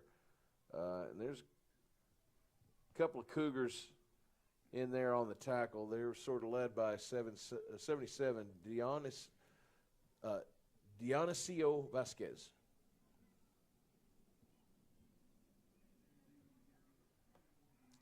It's a loss of about 3, 2nd and 13 for the Golden Eagles. They've got the ball at the 37-yard line. 5:48, and clock is ticking. Taking their time. You're not going to see them snap till there's just a few seconds left. They're going to use every bit of it they can. We are under 4 on the play clock. Gets it off. Fumble. I think Sammy gets it back. And that is the second one that Sammy's dropped and Sammy's got back. Sammy has proven he is really good at one thing, and that is recovering his own fumbles. You know, And he's had lots of practice Yeah, of it's a that good skill to tonight. have if you're going to fumble. Go ahead and be able to bring it back in. I'll tell you what, though, Sammy's first couple of carries, he hit that line hard. Did a great job, and he's a guy that really hasn't carried the ball this year. Yeah, I mean, and I think that's what is one of the most impressive things about Sammy is he hasn't carried the ball. He's, third, fourth, fifth string running back. He's playing everywhere else, but he's not running the ball consistently, and he's still getting the yards. Noel Howard is in there. He gets the ball in the gut. Runs into Javen downfield. He's getting up. He gets up to about the 40-yard line. Fourth down and about 10, a little bit less, maybe 9 and a half. I'd imagine we're going to punt here. By the way, Nolasco gets up at the bottom of the pile there in the tackle. But, yeah, it's going to be fourth down and about 9. And I would imagine that Marcus is going to punt that thing. Southwest definitely thinks he is. We're in trips left, but Southwest they've got him a punt returner back there this time. They didn't have a safety on the last one. And Marcus goes back, acts like he's going to throw it, then kind of kicks it away. And we get a bounce this time, boys. Let it roll. Don't stop it. My goodness. Is that Day-Day? Day-Day got a little excited. Got a little excited, yeah. Well, we'll talk about that in class tomorrow. But we do get a good roll. That's a nice job there by the Golden Eagles. They're just trying to run this clock out, get some kids some experience, and get them a win here. The ball's going to be at the 28-yard line of Southwest, and Southwest will have it 1st and 10 with 3:52 to play. Officials are going to start that clock here in just a second and let it roll. And this is the Southwest, mostly Southwest backups still making plays. Aureliano's still out there. He's great. He's ran hard all day. But other than those 2 plays in the first quarter, and he does get the ball. That's Nolasco. Nolasco. Yep. Gets about 9, looks like, on that. And he's going to be tripped up there by a couple of Golden Eagles. One of them in on the plays, Quentin Hermios, but also number 32, Gregory Battles, bringing him down. He gets about 9, so it's up at he's up to, the 37-yard line. So it's 2nd down and 1. Kind of a long one. Golden Eagles are subbing folks in, so they have essentially a brand-new offensive line. Alex Velasquez and Douglas Hernandez-Diaz. Connor goes back to throw. He hits his receiver right in the chest there, and I believe his cues right there. Yeah, he was. I was going to say it was great coverage because the ball was right on the money, but he was there with an arm in front, kind of tipping it away. That was intended for Zamorano. And I'm not sure if that was Q or if that was Jesse. Whoever it was, that was great coverage. I'm pretty sure it was 2. But we'll see. No, I bet you it was Jesse over there. Yeah, it was Jesse because Quentin's all the way over here at corner. Anyway, good job. Third they made the play. Yard and a half, maybe 2. And they're throwing. And he connects right there for the first down. And that's first down, but Tavon makes a great play to shut that down before it goes anywhere. Yep, he sure did. That was complete there to I'm trying to see. The young man that caught it jumps right up, gets in the huddle, and now I can't see his number to give him some credit for it. But clock is running. 2 minutes and 44 seconds remaining in the game. That was Gavin Gauthier, number 3, with the catch. Connor's back to throw again. Goes over the top. And that is a whole lot of number 10, Omar Ordonez. And he's tackled there by Rudy Castrillon. Nice job there. Quarterback Connor's done a great job of putting the ball on the money most of the time. He's had some really nice passes. Yeah, he has. And they haven't passed much all night.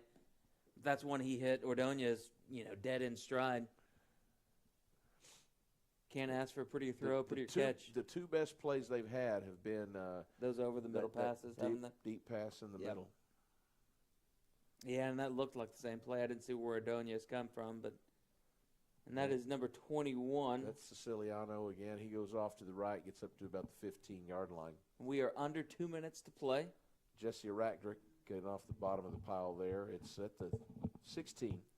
Golden Eagles are keeping the ball in play. So they're not letting them get out of bounds. Southwest isn't calling a timeout. It's second and about 2, by the way, for Southwest. Siciliano up the gut, and he's got a hole. He gets through it. He's finally brought down there. I believe that's 32 again, Gregory Battles. Nice job by him getting the tackle. That's going to be a first down. It's first and goal now from the 6 for Southwest with 1:21 and the clock moving. They have wound the clock. And this looks like it's going to be a big win for Lakeside. It's after a rough season, it's nice to end the season this way. It's going to be number 21, Victor Siciliano, scores to make it 30-12. And Southwest looks like they're going to kick a field goal. Looks like they're going to go for the extra point there. That's number 25, Jesus Nolasco, who's done all their kicking tonight, kicking and punting. And looks like he's left-footed. I didn't notice that before. But it's odd to see the holder here on the other side. It's kind of odd, isn't it? That's the only reason I've noticed. I didn't notice on the actual kickoff. But snap is bad snap right there. Hey! And we've got Golden Eagles in the backfield. He's not able to do anything with it, so that extra point's no good. It's 30-12, Lakeside with 1:05 left to play. We're going to go and take a break, and we'll be right back on the Golden Eagles Sports Network. Try the 3-and-3 meal at Slim Chickens. 3 hand-breaded chicken tenders paired with 3 perfectly fried wings, shaken in your choice of house flavors. Served with fries, Texas toast, and a medium drink. Slim Chickens. Fresh, delicious chicken.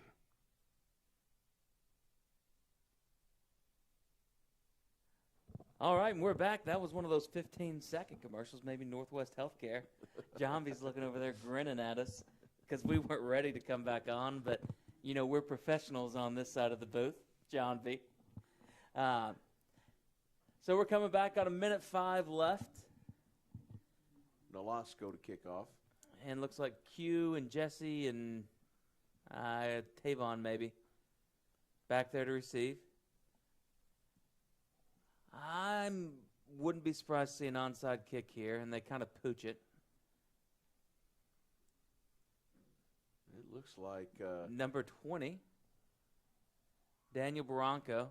And Daniel gets a nice little return up to the 45-yard line. He caught it about around the 35. He gets about 15, close to 20. And so the Golden Eagles have it with 53 seconds left. They're going to have it on the Southwest 46-yard line, and I would bet that you're not going to see but maybe one play taken right here. Yeah, Southwest does have all their timeouts, but if the 8th grade game is anything to go off of, they're going to go ahead and let it in. Well, the scoreboard just blinked out. Oh, there it goes. It comes back. I don't know what happened right there.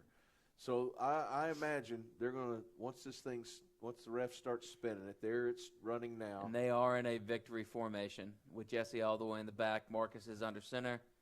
Everybody's in tight. And 46 seconds left. So looks like there's about a 4-second differential. They are going to have to snap it again. But, ladies and gentlemen, that's going to be a game. What's our record on the season, Mr. Stewman? That brings it to 2-7 right now with playoff week next week, or championship week next week, which, of course, Golden Eagles are not playing in the championship, but they're playing for positioning. And so we'll find out after all the results come in tonight who they're going to play. But if they're on the road, then this is our final football game live stream this year. So we thank you guys that have come in and visited with us and watched our Golden Eagles play, and we're going to be bringing you lots more great Lakeside Junior High action from basketball, and we'll bring you some choir, some band, and all kinds of things. Lots of events at Lakeside that you'll be getting to see through our live streaming action. I want to thank Mr. Jamie Stallings and his work to make this possible. Thank you to John B. Rubin, who did a great job as a director tonight in her first chance at that job. We've got Taria Gushi up there running a camera. We also have, let's see, who else was up in there in the booth tonight? We had Angeliana Dreb. We've got, and I'm sure I'm leaving some out, Joe Valin Jovelyn is up there. She's running a camera too. All kinds of kids that have done a great job to help us bring these live streams this year. So thank you for being with us, and thank you again to Eureka Pizza and McDonald's for helping us feed our kids this year, and all the great sponsors whose commercials you've been watching who make communications at Springdale High School possible. So that'll do it. We think that'll do it for the season in terms of live streams. We possibly could be back here next Monday, not this coming Monday, but the following Monday if the Golden Eagles end up with a home game. You guys take care, and we'll see you here on the Lakeside Golden Eagles Sports Network.